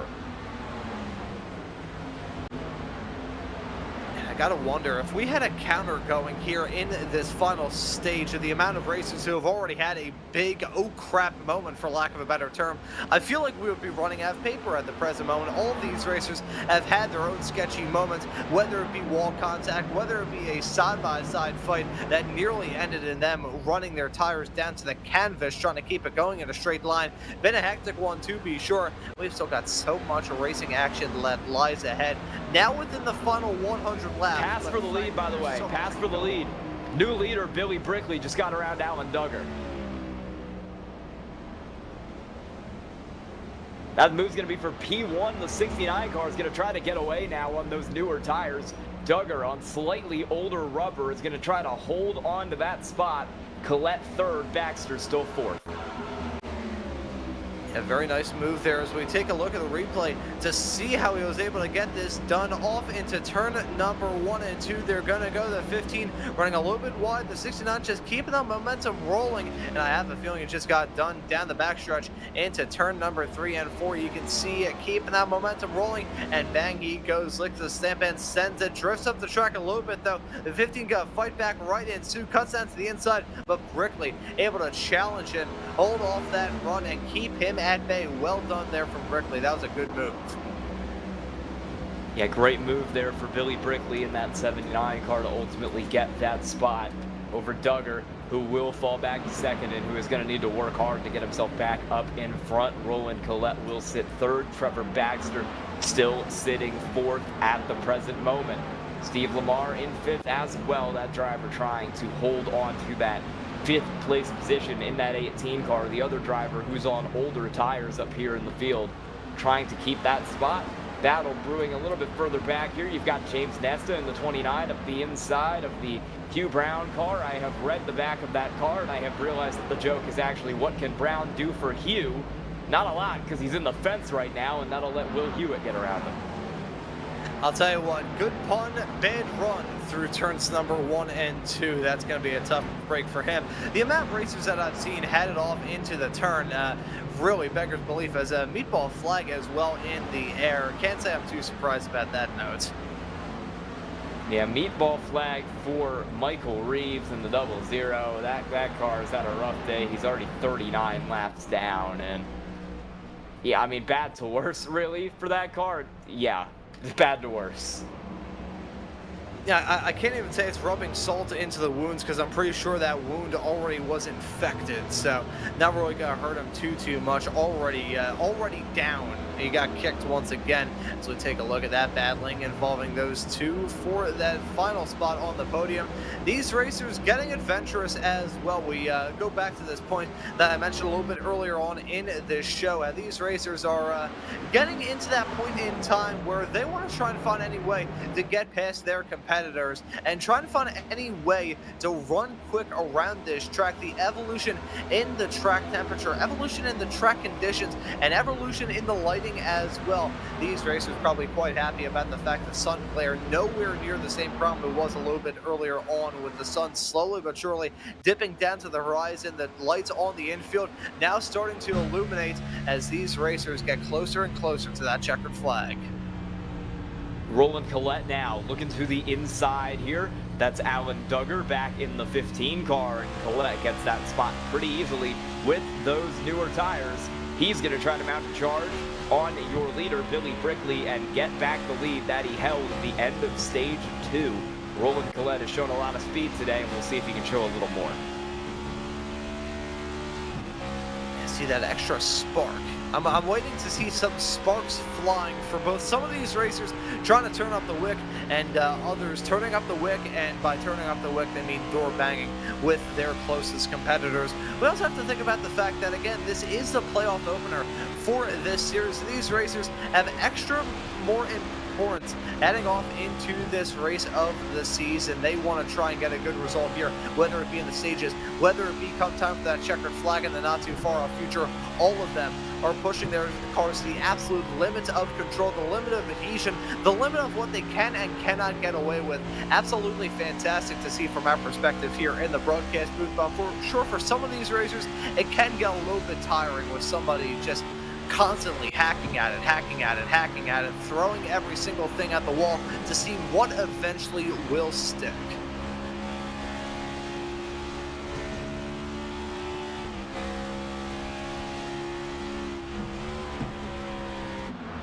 So we ride on board with Roland Collette. They're looking at him running in P2. Collette trying to have a good run here at Darlington. It's been a good night for him up to this point. Of course, won in stage number 2. Collette been really impressive over recent weeks here in the Door Racing League season, as that number 9 machine has been running some very good races. So let's just keep an eye on this P2 runner, whether or not we're going to have a battle between the 9 and the 69 here soon.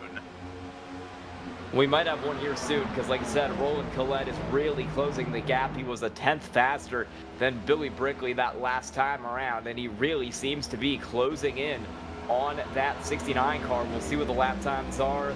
The line right here, it's an 8.77 for Collette, it's an 8.96 for Brickley, so good laps for both of the drivers, but Collette is just a little bit faster right now in that 9, and that might be the difference that gets him the lead of this race. Yeah, and these small little things, we go back to the point that I raised a little bit earlier on in the show, Sky, about how in an event like this, it can be the little things that make the hugest of differences, whether it be optimizing the pit stops, running a little bit closer into some of these turns, getting a small little draft assistance. It can help you out so much. I remember back in my karting days, one time I lost an event by, I think it was 0.2 of a second or something crazy like that. I remember my dad broke down the math and said, hey, you would have won this event if you were 2 inches closer to that apex on the inside. So I know fully well how much a small little difference can make a huge difference at the end of a race, doesn't matter what it is. And that can usually be the biggest disappointment if you come oh so close to doing well here at Darlington. It is the site of one of the closest finishes in NASCAR history for a very good reason. This is a track where the small stuff can matter. Yes, it can, and here comes Roland Collette trying to do something big here for the lead of this race. Move to the inside on Brickley, runs him up the road a little bit. We know the inside is the advantageous line when you're side by side, and Collette will prove it as he takes the lead back on lap 159 as he tries to get away from Billy Brickley. Yeah, trying to chase these drivers down and trying to chase down Billy Brickley is what he was able to do in that number 9 machine. Collette now holding on to it, some wall tapping as they head their way out of turn number 1 and 2. I don't think Billy Brickley has completely checked out this battle yet, but if these two racers really start to throw haymakers at each other, look a little bit farther in the back, that number 15 car right there to pounce as well. So as much as these two of Roland Collette and Billy Brickley have been the one to keep our eyes on, look at Alan Duggar to maybe play spoiler. Well, we'll see if Alan Duggar can do it. Last time around, he wasn't as quick as Collette was. The driver of that 9 car putting on a clinic out front was a 10th quicker than Alan Duggar. We'll see what it is this time around. We'll track the lap times once more for y'all as they cross the start-finish line. It is a 29. Oh, it's not a 29. It's a 30.01 for Collette. 30.000 for Duggar. So slightly closer or slightly quicker for both Brickley and Duggar, and even Trevor Baxter with a little bit of damage in 4th that last time around. I gotta wonder how these cars are driving at the present moment. We're a decent way into this final stint, into this final stage already. Probably getting to that pit cycle in the not too far off future as well here. Over 75 laps left to go for sure. So I have a feeling that as much as there have been so many twists and turns thus far here tonight, there's still so much left for us to try and undertake. Yes, Alan Duggar is actually starting to close that gap a little bit out here for P2. About 1/10 of a second quicker than Billy Brickley that last time around. If he can keep that up for the next few laps, he might have a pretty good shot at overtaking that car. Battle going on for P7 back here. It's Joshua Hyatt and it's Joshua Switzer in 7th and 8th respectively. Take a little break from that battle for the lead as Hyatt starts trying to catch up Switzer, who always seems to struggle as you get deeper into this long run, and you're seeing that right now. He's got Brian Burchett behind him as well, trying to make something happen, and Hugh Brown has just come out of the pits. He is 4 laps down. So a lot of racers not having a good run here at Darlington for sure.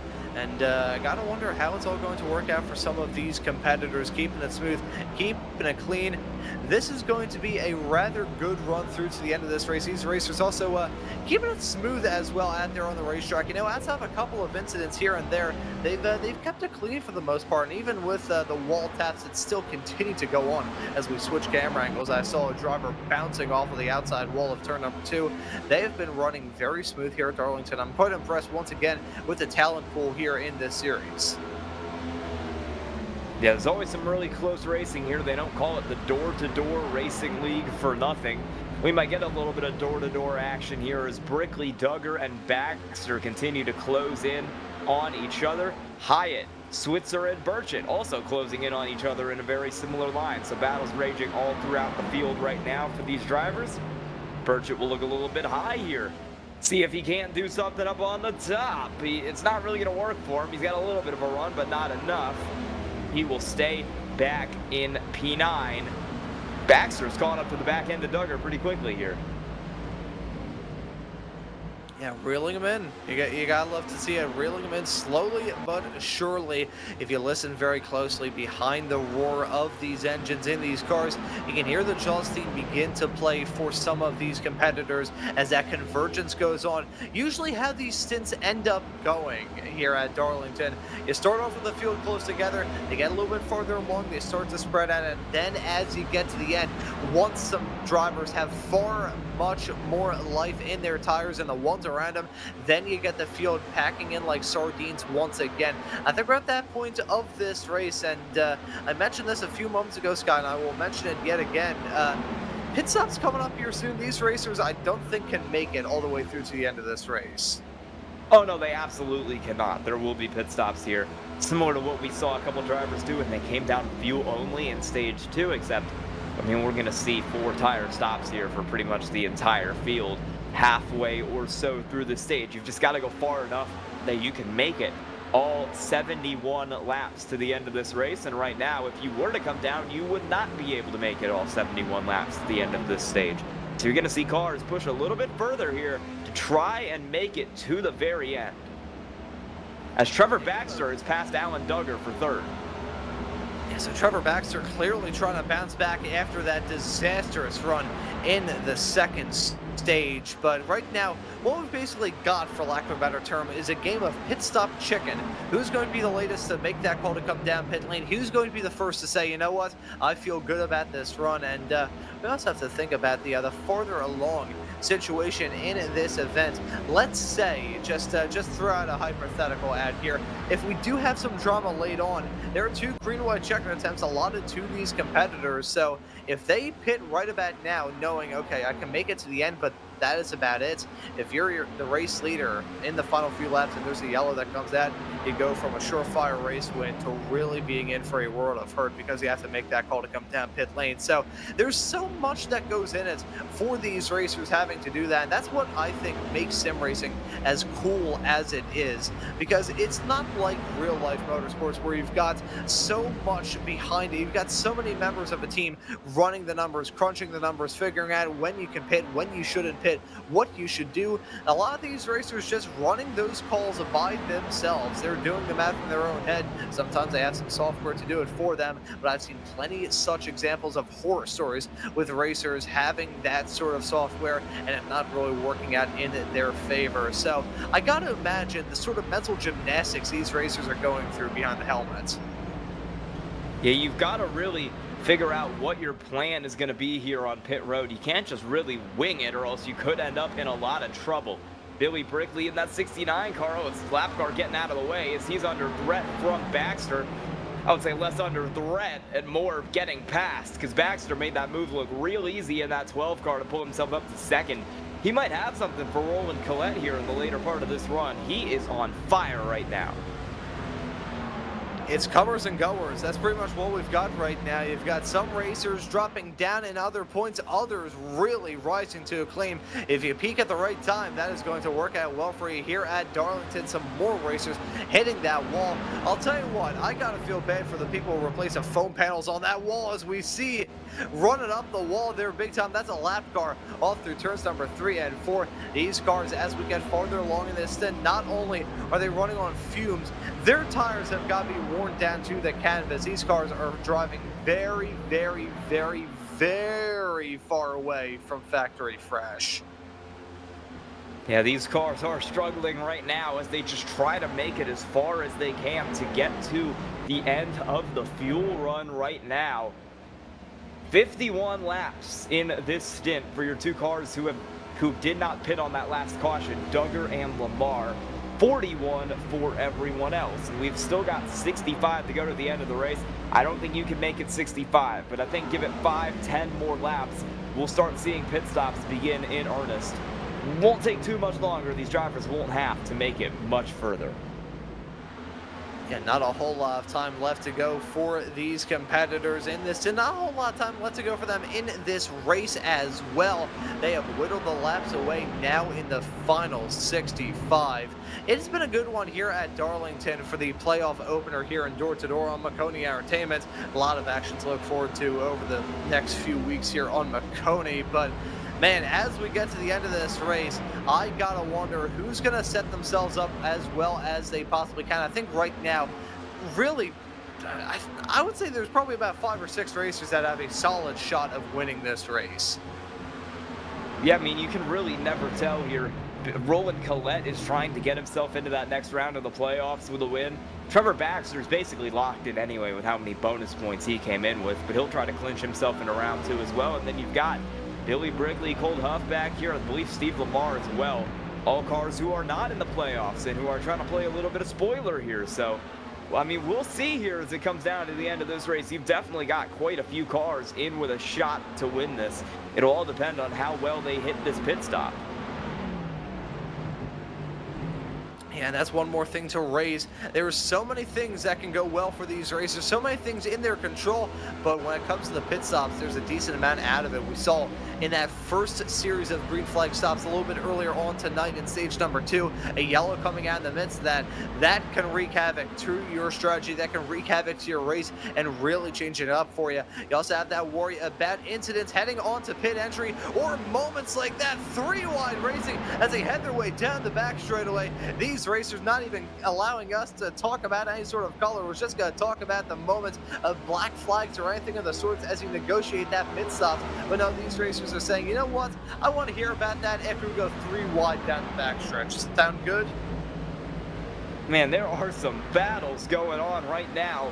Joshua Hyatt trying to get his way down to the inside of Stephen Bird, as we've seen this battle kind of rage for Joshua Hyatt behind the wheel of that car. Carolina Panthers paint scheme. He's going to be hoping to get let's say a lower position than the amount of wins they have this year. 6 is pushing it. He might need to get up to 3 or 4 there if he wants to get that stat. Let's see if that stat padding can go out well here in this race. That was me. I apologize. That was the first term that popped across my head. But looking at these racers, whittling the laps away before they make that call to come down pit lane, I have a feeling that when they come into the pits, it will not be a uniform call. Everybody is going to be doing something different. They're going to try and throw something else at the wall to see what sticks. That's truly in the spirit of Darlington, though. Holy cow. Yeah, that was the slow lap car of Hugh Brown giving him a moment right there for that position. Baxter and Brickley still going at it here, 2nd and 3rd. We got battles going on all throughout the field. James Nesta into the pits. Or might we see pit stops start here with about 62 to go to the end of the race? And again, as I was saying a few moments ago, I think everybody's going to be split on when they want to make that call to come down pit lane. I think at most we'll see 3 racers come in at the exact same lap. Outside of that, though, everybody will throw something different at the wall, see what they can do, and we'll see exactly how these racers are going to work it out when it comes to experimentation as well. I'm sure 4 tires going to be that call. If we do have a late race yellow and these drivers make that call to come down pit lane, though, I wonder if we'd see anybody maybe take 2. I think the strategy in terms of the tires still rather wide open as we get to the end. Yeah, we'll see what the correct call ultimately ends up being, but I think everyone up front is probably going to come down for 4 tires here because that is how much tires matter at Darlington. Alan Duggar's coming down for 4. James Nest is down for 4. When Steve Lamar came down a few laps ago, he took 4 as well. So it's really going to be 4 tires here, I think, for everybody, as we are rapidly approaching 50 to go here at Darlington. Laps running down in a hurry. Whittling the laps away slowly but surely, these racers hauling the mail around this track and tackling what has been a challenging race for drivers up and down the grid. Is that a little bit of smoke heading off through 1 and 2? I don't think it was. My eyes may have just been playing a couple of tricks on me. But no, this has been a challenging race for drivers up and down the grid, but they have coped with the challenge rather well, running strong, running smooth, and even though they've run into the wall and their competitors a couple of times, it's been a smooth one. Haven't had too many interruptions because of yellows, as there's a number 99 down the pit lane. Yeah. Is that a meatball flag there for the 99? Did he get in some sort of accident? I think it may be. Yes, he did. Problems for Thomas Hegland, potentially. Let's see if we can... Well, he kind of just pulled it off the track and came down, so I'm not sure where that meatball might have come from, but that is major issues for Thomas Hegland, and he is... If he wasn't out of the race, he definitely is now. Yep, he just might have sat in the pit so long his engine blew up. Just the cartoonish puff of smoke elevating through the hood of that car. Oh, it's a yellow's out. Oh, caution, yeah. Let's see. Maybe Nesta? I'm not sure. No, it's not Nesta. We're going to take a little bit of a look-see through the field here, try to figure out when that caution light came on. And who was having a moment at that time. Hugh Brown was in the fence, so maybe no, I don't think it would have been for Hugh Brown. So, well, we'll see. This is part of what happened is Hugh Brown hit it pretty hard into the outside wall, but ended up picking up a meatball flag in that 35. I'm not sure if this is what ultimately caused the caution or not. Very odd line through turn number 2, it must be said. He was having some sort of problem. I mean, maybe they just passed him going slow and the caution came out. I could not tell you. Very odd moment to be sure, as maybe that could be it. Oh yeah, I gotta wonder what sort of issues he's got out there on the racetrack, whether or not some sort of hardware failure or something. That car's looking very, very sour. Oh, right behind him. I think it was kind of. Well, we found it. Yeah, it took us a little long, but we did find it eventually. Tangentially related to it, I think it was him going so slow actually caused those cars right behind to stack up and collide with each other as a result of all that. So that's the source of the yellow. Interesting.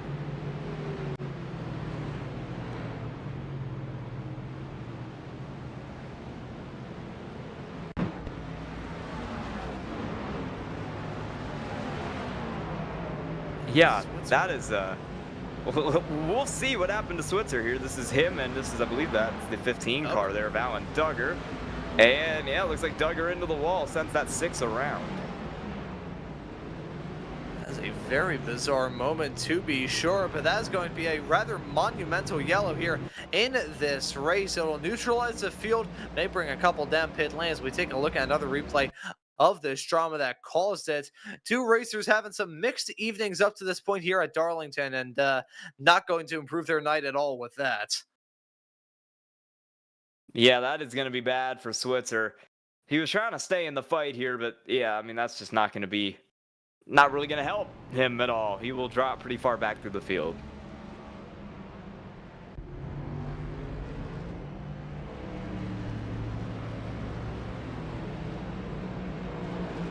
We're going to send you to a very quick commercial break. When we come back, we will have the restart. Stay tuned.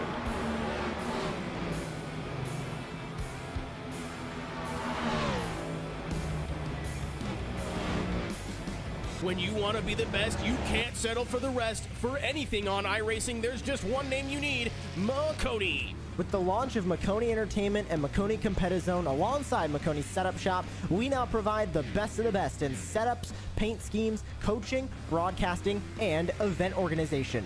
With cars across all 4 license classes, we have what you need to hit the track with confidence. Grab a subscription and save money while going fast at MaconiSetupShop.com/subscriptions. And remember, at Maconi Setup Shop, there are setups, but your victories.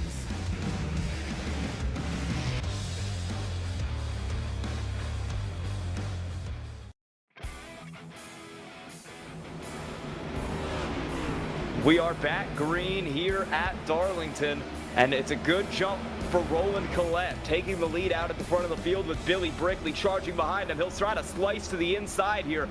Battle going for the lead. Great run down into 3 for Brickley. He will take P1. Yeah, and Billy Brickley once again proving that on the short runs, his car is feeling really, really quick. That 69 car probably hoping for a couple more yellows between now and the end of this race to keep up his track position and keep him up there at the top. Billy Brickley looking to do well in this race. May not be involved in that playoff discussion, but certainly in the discussion to try and grab a win here at Darlington tonight.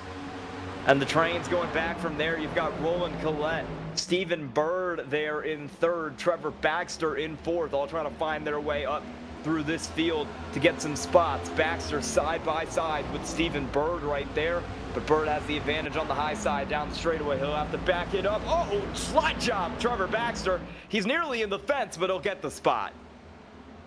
Yeah, and Trevor Baxter, he has had a scrappy night of racing action up to this point. Stage 1, dominant. Stage 2, terrible. Stage 3, the final stage, he's been doing pretty all right. He's been involved in a little bit of drama, though. It must be said, it's not been a completely smooth run to this point right now, but he found himself in 3rd with not a whole lot of laps left to go. I think if he can put his nose to the grindstone and peak at the right time, hey, he may not have done well in the middle portion of this race, but the lap that you need to lead more than any is that final lap. So if he can do well, that would be good, as all of these racers really begin to smack that wall coming out of 2.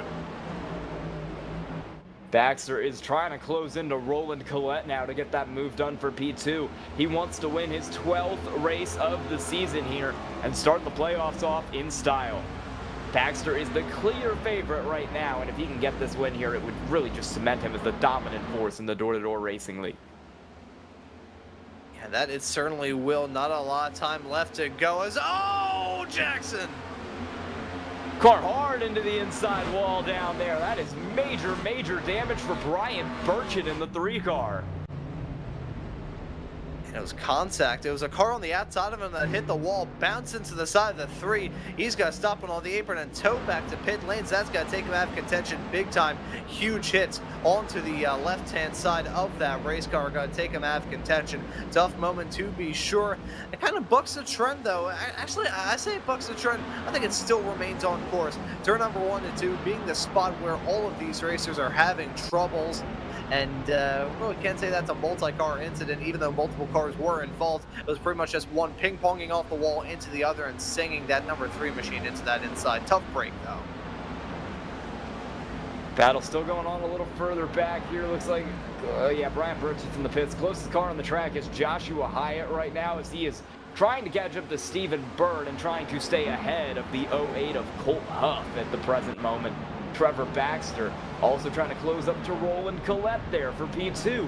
As we are going to take 40 to go here in just a few laps. The pressure is on now. Can Collette catch Billy Brickley for the win of this race? Yeah, how is it going to converge right now? This is going to be a real intense battle all the way up into the end. I wonder who is going to be the first to fold. You've got Billy Brickley, you've got that 9 machine of Collette, and you've got that 12 of Trevor Baxter. They're all right around each other. We'll say, though, Billy Brickley, as much as that gap is strong at the present moment, that is a little bit of, I'm not really sure the best way I can describe it, frankly. At this moment, that number 69 car, essentially in a situation where he has that gap, but it feels kind of temporary. That number 69 car of Billy Brickley, he's been running strong in these short runs, but once these runs get a little bit longer, if I can spit my words out in the proper order, that number 9 car of Roland Collette starts to reel him in. He starts to bring it back up slowly but surely, and I think we're already starting to see that go on right now. That 69 car losing a bit of ground over the past couple of moments, and now that 9 machine starting to reel him in. You can see that gap just on screen right now has grown, and there's been a little bit of shuffling in the midst of all that as well. Trevor Baxter losing out on some time. So I think Billy Brickley, the best way I can describe that gap right now is crocodile tears in racing form. Collette, winner of Stage 2, has had one of the fastest cars all night, and I would not be surprised if he's able to take that lead away from Billy Brickley, although Brickley was a 10th up that last time around, so he is making pretty good progress behind the wheel of that 69 car right now.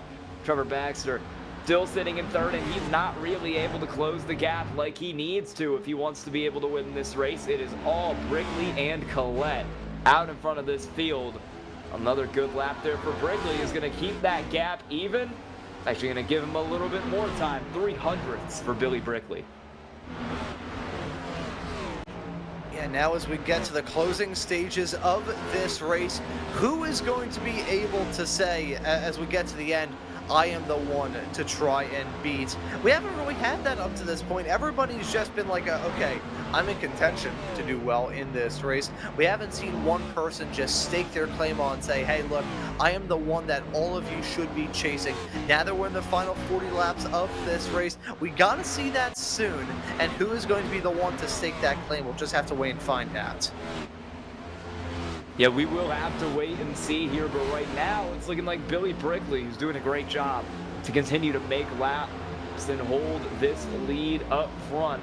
Closest battle on the racetrack, I believe, is for P10 right now. Will Hewitt is closing in on Clayton Cyrus, and he will get that move done pretty easily here. Big dive into turn 3 for Will Hewitt. If he can pull up in front of Cyrus, which he will, he'll make that move work. This might be the only oval where a slide job, or the only paved oval where a slide job is like a good tactic. Yeah, that's kind of what you got to do at a certain extent around here. You pretty much just have to lick the stamp, send it, pray to God you don't hit the wall and slow yourself down too much. It's great to see. It's also can be a little bit frustrating if you just have to say, okay, you know what? I have to go for it. Doesn't matter what it is. I just have to absolutely gun for this victory. We'll say it's given us some good battles and good close quarter stuff up to this point in the race. But as we get closer and closer to the end, I wonder who's going to have the winning strategy here tonight as those wall taps, they keep getting stronger. I would say they've even gone from schmacks, they've gone down to wax. I mean, it is a huge hit. Every single time these racers hit the wall, they're pretty much taking the barrier down with them. As I said a little bit earlier on, I think a lot of truth was said, and just I feel bad for whoever job it is to replace those foam pieces in the safer barrier on the outside of turn number 2, because these racers have been using them to no extent. Yeah, we've seen so many Darlington stripes tonight. I mean, it's called a Darlington stripe for a reason. Some major smoke. James Nesta just absolutely smashed that outside wall as he rolled out of, you guessed it, turn 2. So that's another car having some problems here, and another car taking some damage from contact with the outside wall.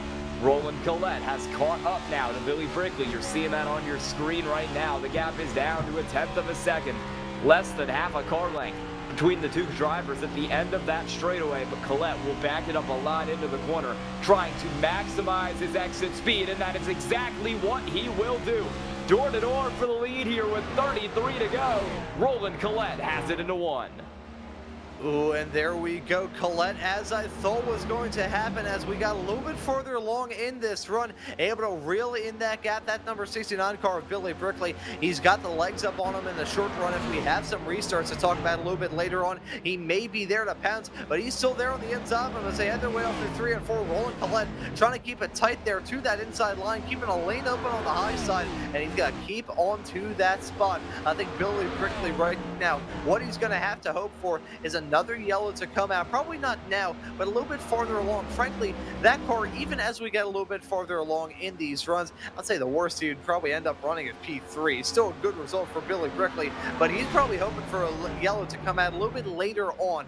I would say if we have about 20 laps left to go on a restart, that may be a little bit borderline, but I think Billy Brickley, with something like that left, he would potentially be able to hold on to it. Yeah, you always got to watch out for those cautions coming out late race. Billy Brickley, we know, is a better short-run car, I think, whereas Roland Collette has a better long-run car, kind of in the grand scheme of things. So if we were to get that last caution here somewhere inside these last 30 laps, it might help out Billy Brickley, but he would still need to actually catch and pass Roland Collette, which, when he gets out front, has been really difficult to do this race. Yeah, ever since Roland Collette first got a taste of that race lead, I think he's been happy about it. You know, he's like, you know what? This tastes quite good. I think I can see myself enjoying this long off into the future. So Roland Collette right now has another big wall hit.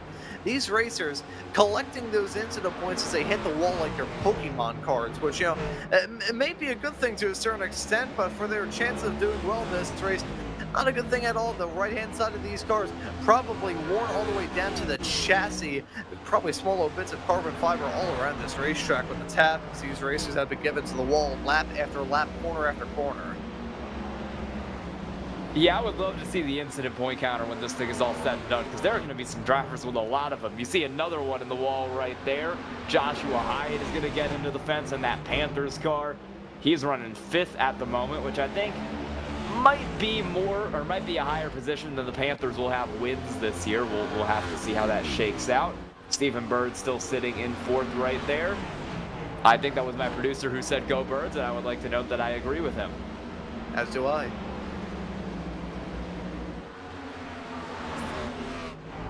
We're all part of that Philadelphia gang, even though I think out of all 3 of us, only one of us lives in the city of Philadelphia, that being me, which is exactly why I'm the loudest one here. Our producer is yelling that he is 20 minutes away, which is pretty close considering I live in Oklahoma. It's funny. It's funny. Despite the fact that I'm actually in the city of Philadelphia, I think Christian lives closer to where the Eagles play down in South Philadelphia than I do, on the complete opposite end of the city.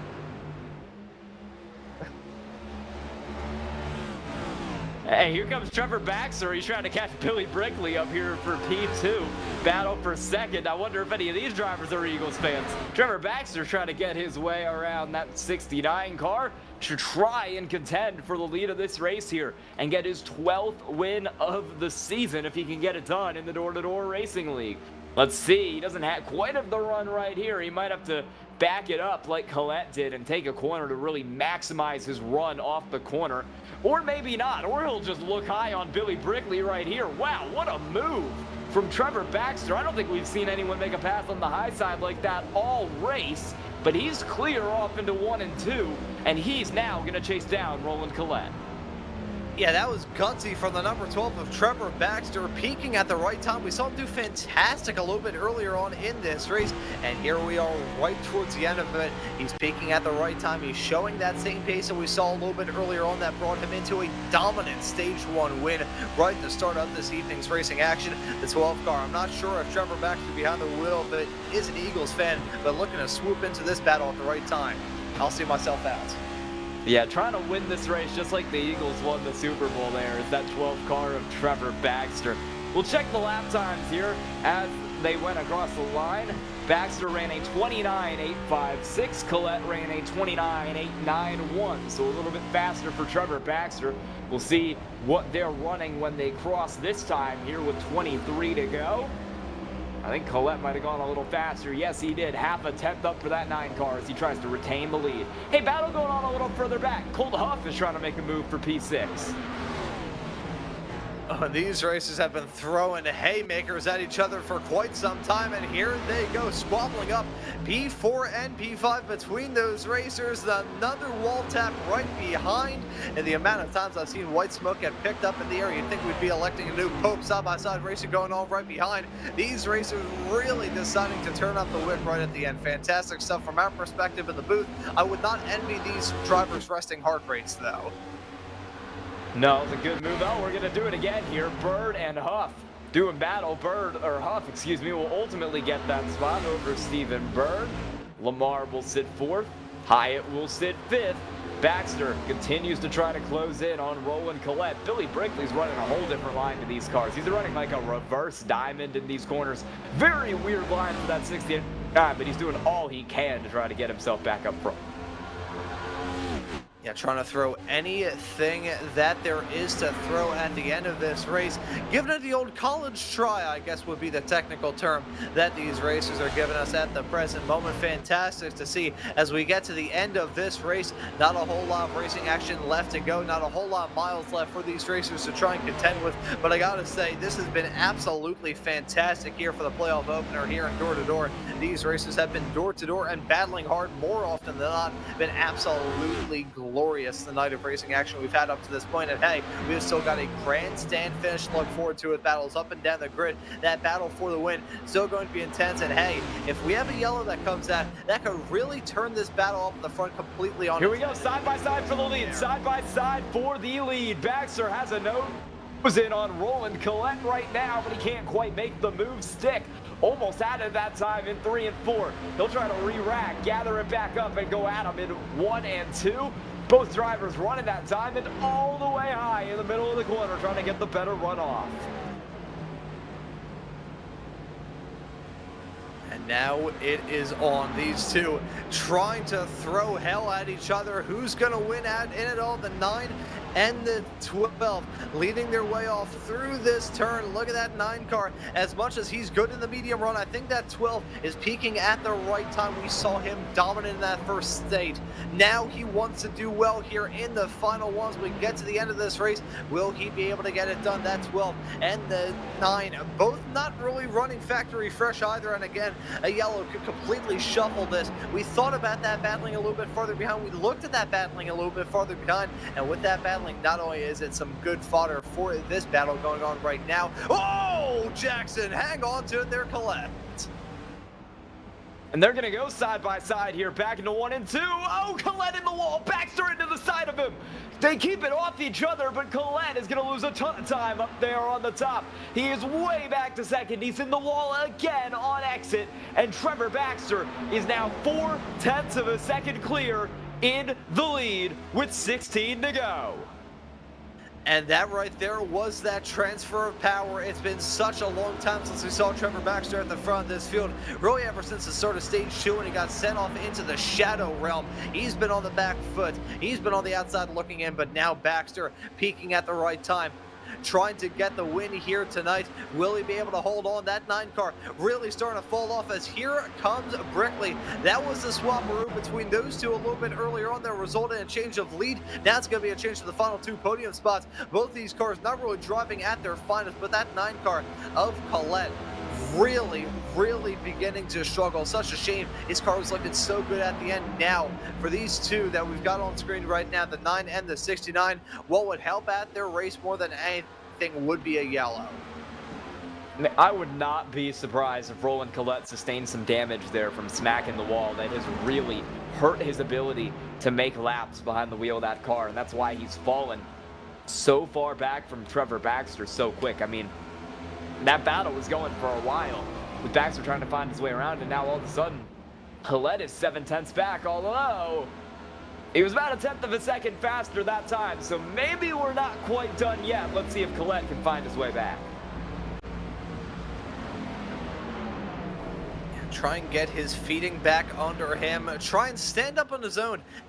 As we get to the end of this race, really not a lot of time left to go as the wall taps continue to get stronger and stronger. These racers flying closer and closer to the sun with every single passing lap.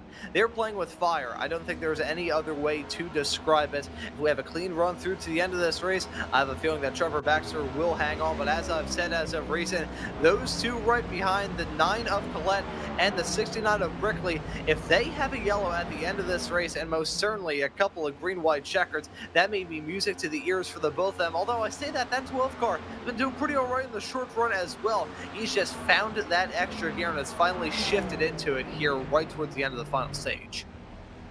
Faster lap there was just a little bit for Collette, but in the intervening lap, Baxter had a great run, and that's really given him another 10th up front.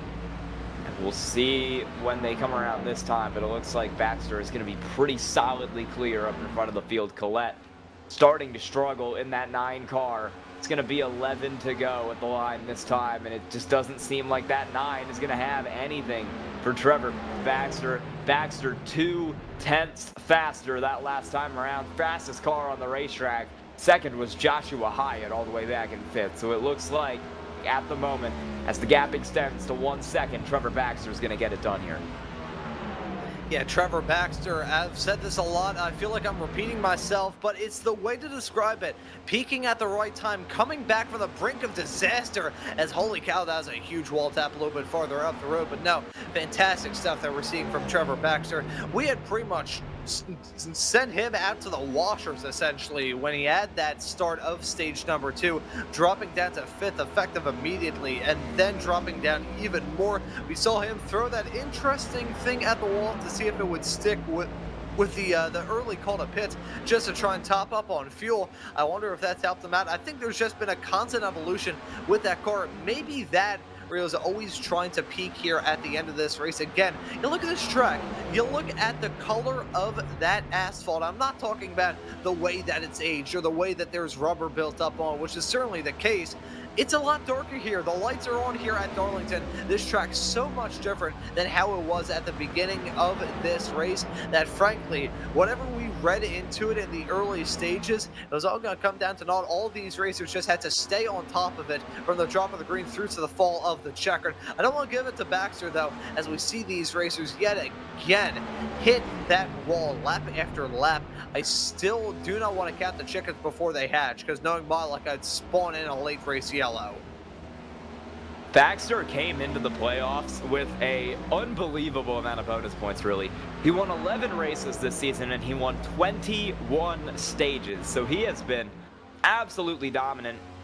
He came into the playoffs on 2,091 points. Second place would be Daniel Best, who came in 69 points behind on 2,022. So it really was not close. Trevor Baxter was almost guaranteed to make it to the final round anyway, just on what he did during the regular season.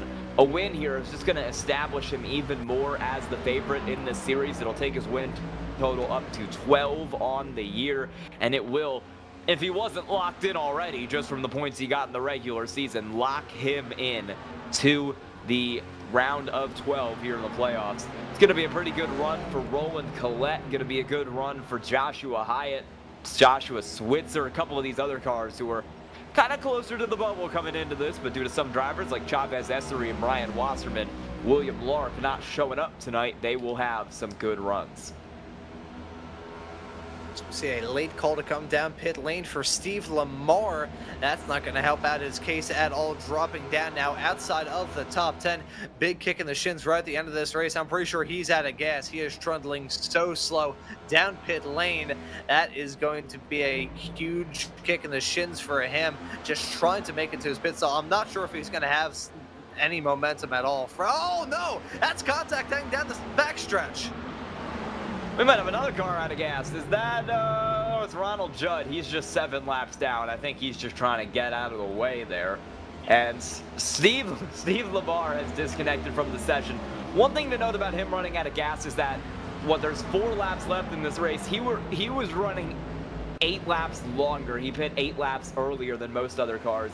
If we did see some cars have to come down, it would be James Nesta and Alan Duggar, who are currently 11th and 7th and are a lot closer on fuel to Steve Lamar than they are to the rest of the field. Baxter, Collette, Brickley, Hyatt, everyone up there should be good by a few laps. Hey, speaking of Duggar, if he's not running out of gas, he just made a nice pass for 6th on Joshua Switzer. I think I'll take that any day of the week. I think he will certainly be happy about that. But what a race that we've had up to this point here at Darlington. It has been absolutely fantastic. These racers giving us good battles to talk about all night long, and the battles are still not over with only a smattering of laps left to go. I would say we've gone from a smattering to a few at this point of the race. Baxter on track to get the victory. Keeping our fingers crossed that we will not have a late yellow, because I do not want to jinx him here tonight, but Trevor Baxter putting in a mighty performance if he can get the win here. Yeah, not much longer for Trevor Baxter, only about 2 miles, and he will claim the win tonight at Darlington. It's been a really dominant regular season for Trevor Baxter. I don't actually think he won the regular season championship. He missed a few races here and there, got pipped, I believe, by Stephen Bird just barely as we came down to the end of the regular season. But heading into the playoffs right now, that doesn't matter. All that matters is these next 10 races, and Trevor Baxter has gotten off to the best start imaginable here. He's going to come out of turn 4, and he is going to take the win at Darlington. And what a drive to get it done there. Trevor Baxter coming back from the brink of disaster after a heartbreaking start to stage number 2. I wonder what his mindset was at that point, dropping down like a stone thrown into a pond. He had to have imagined that he was probably out of it, but no, he stayed with it all throughout tonight. Never let himself down, never let his car or his team down, and Trevor Baxter gonna walk away with yet another checkered flag in a rather convincing way as well here at Darlington. Yeah, great run here for him tonight, and he'll get to burn it down. 12 wins in 26 races, and if he really wants to try for it, he might even be able to stretch that number a little higher as well. He's only ran 22 of the races this season, so that'll be what? He's 12th in 22? Man.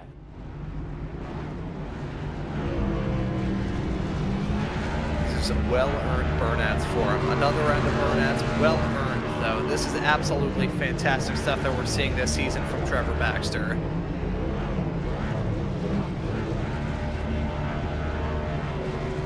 He is going to be the one who gets to burn it down here.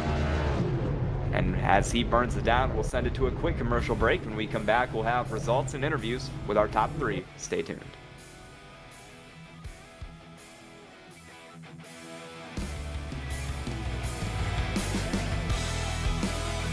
When you want to be the best, you can't settle for the rest. For anything on iRacing, there's just one name you need, Maconi. With the launch of Maconi Entertainment and Maconi Competizone alongside Maconi Setup Shop, we now provide the best of the best in setups, paint schemes, coaching, broadcasting, and event organization. With cars across all 4 license classes, we have what you need to hit the track with confidence.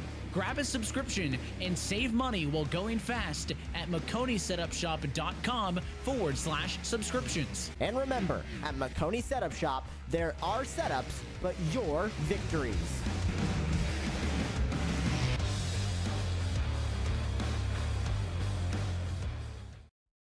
Racing isn't easy, but experiencing it is. iRacing puts you in the driver's seat with the industry's leading sim racing game. Drive on laser scan replicas of the greatest racing circuits from around the world. Go head-to-head against other drivers chosen by skill-based matchmaking to ensure competitive racing at every level. Compete across all your favorite series. In officially licensed cars, engineered to deliver the most accurate driving experience possible.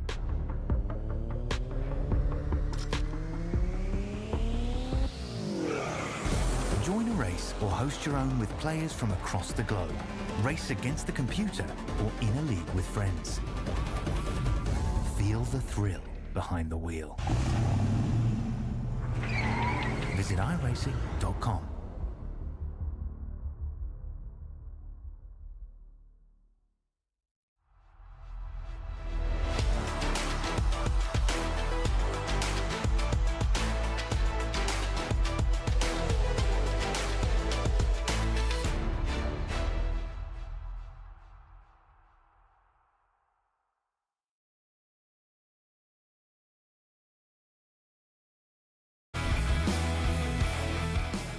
We are back here from Darlington, and we're going to take a quick look at our race results.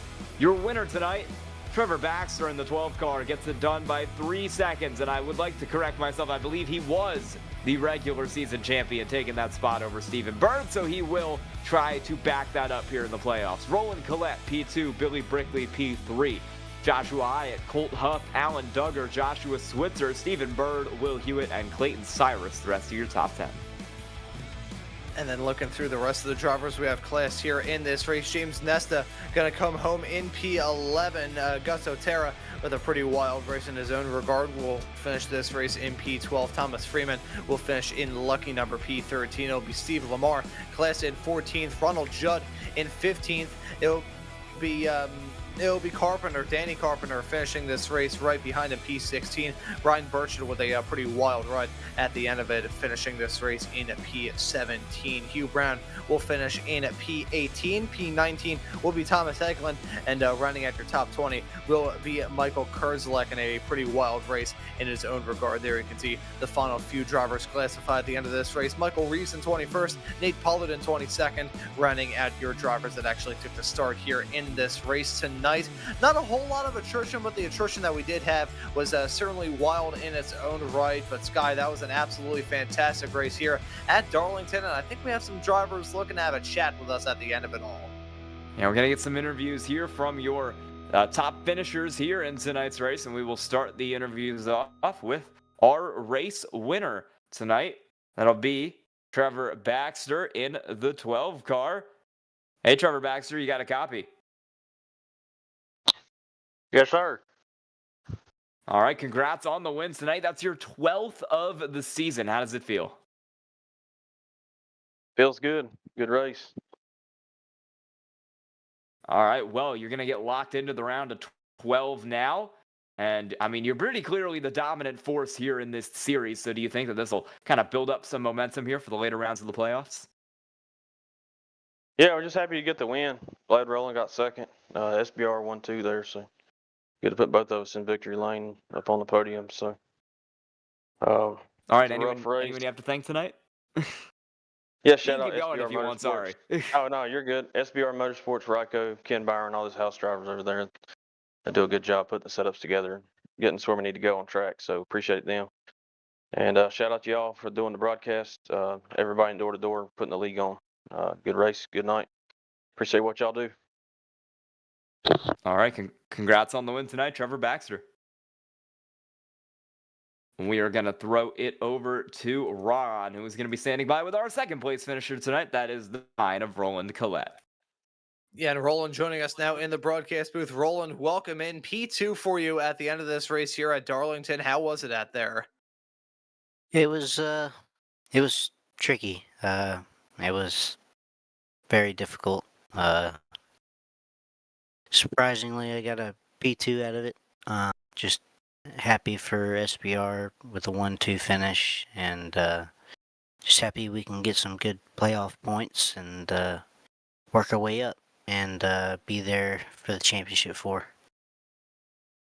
Yeah, pretty good night for the team all around, and a pretty solid night for you as well. A good result here under the lights at Darlington, and all throughout it, showing some pretty good pace as well. I want to ask you how you found racing around this track here tonight.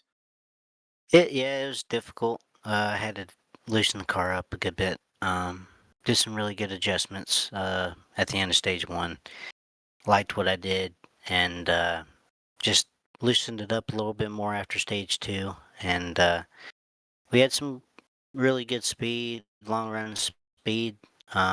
First stage, I wasn't saving as much as I needed to because I had to start in the back. Just try to work my way up and get the most points I could out of the day, and managed to come home P2.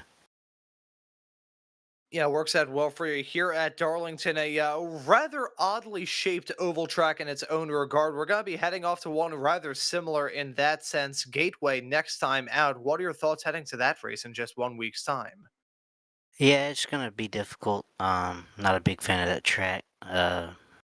We're just gonna have to do a lot of practicing this week. Just work with our setup shop, Ryko. They do a great job with the setups and with all the speed that they have. Just gonna have to practice and do your best out there and just get the points that we need and just keep pushing on. And certainly practice going to make perfect for that race at Gateway next time out. But Roland, it was a fantastic result for you here at Darlington, and looking forward to seeing you out there at Gateway next time, Matt. Well, let's give a thanks or shout outs, though, before we let you go. I want to thank SBR. I want to thank Ryko Performance for the setups. I want to thank JS Designs for paint schemes he makes me. And I just want to thank Door to Door for putting this league on. They do a wonderful job. It's been a really fun year. Just want to give a shout out to those guys for all their hard work and dedication into this league. And hope we can keep going with it and get some more drivers and just go on from here, and we'll see y'all next week. Yeah, and certainly looking forward to that race at Gateway in 1 week's time. Roland, well done on the P2, and looking forward to seeing you out there on the racetrack next time at Gateway. All right, thank you.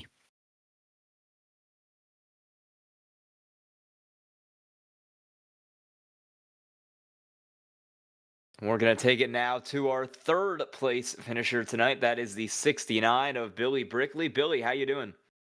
Oh, not too bad. Finally finished one without wrecking, so that was a plus.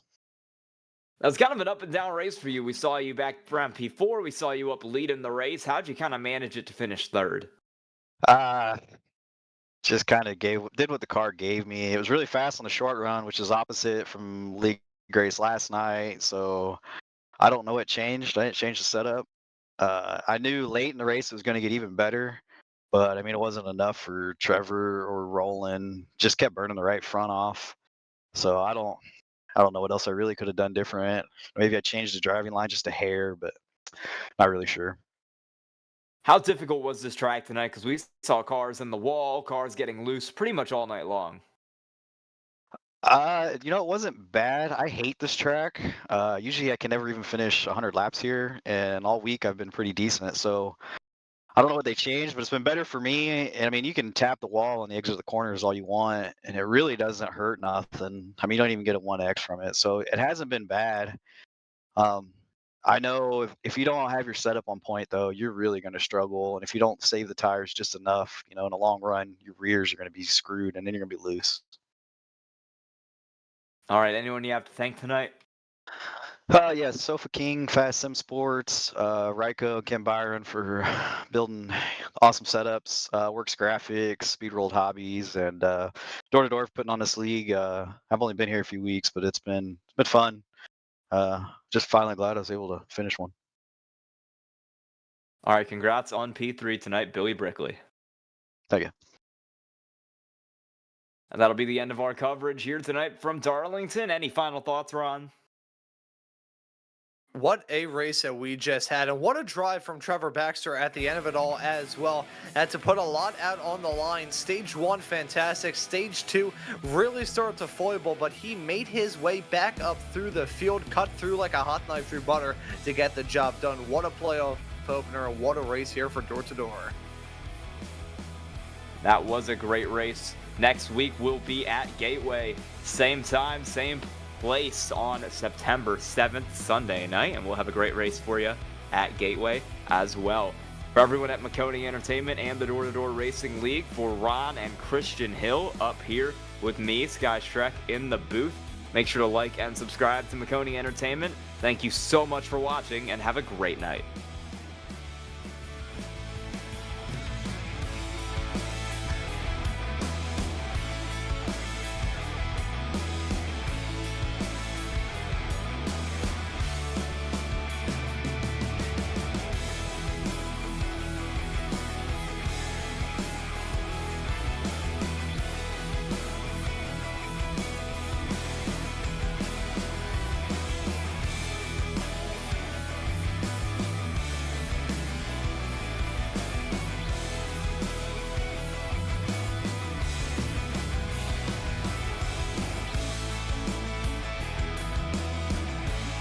When you want to be the best, you can't settle for the rest. For anything on iRacing, there's just one name you need, Maconi. With the launch of Maconi Entertainment and Maconi Competizone alongside Maconi Setup Shop, we now provide the best of the best in setups, paint schemes, coaching, broadcasting, and event organization. With cars across all 4 license classes, we have what you need to hit the track with confidence.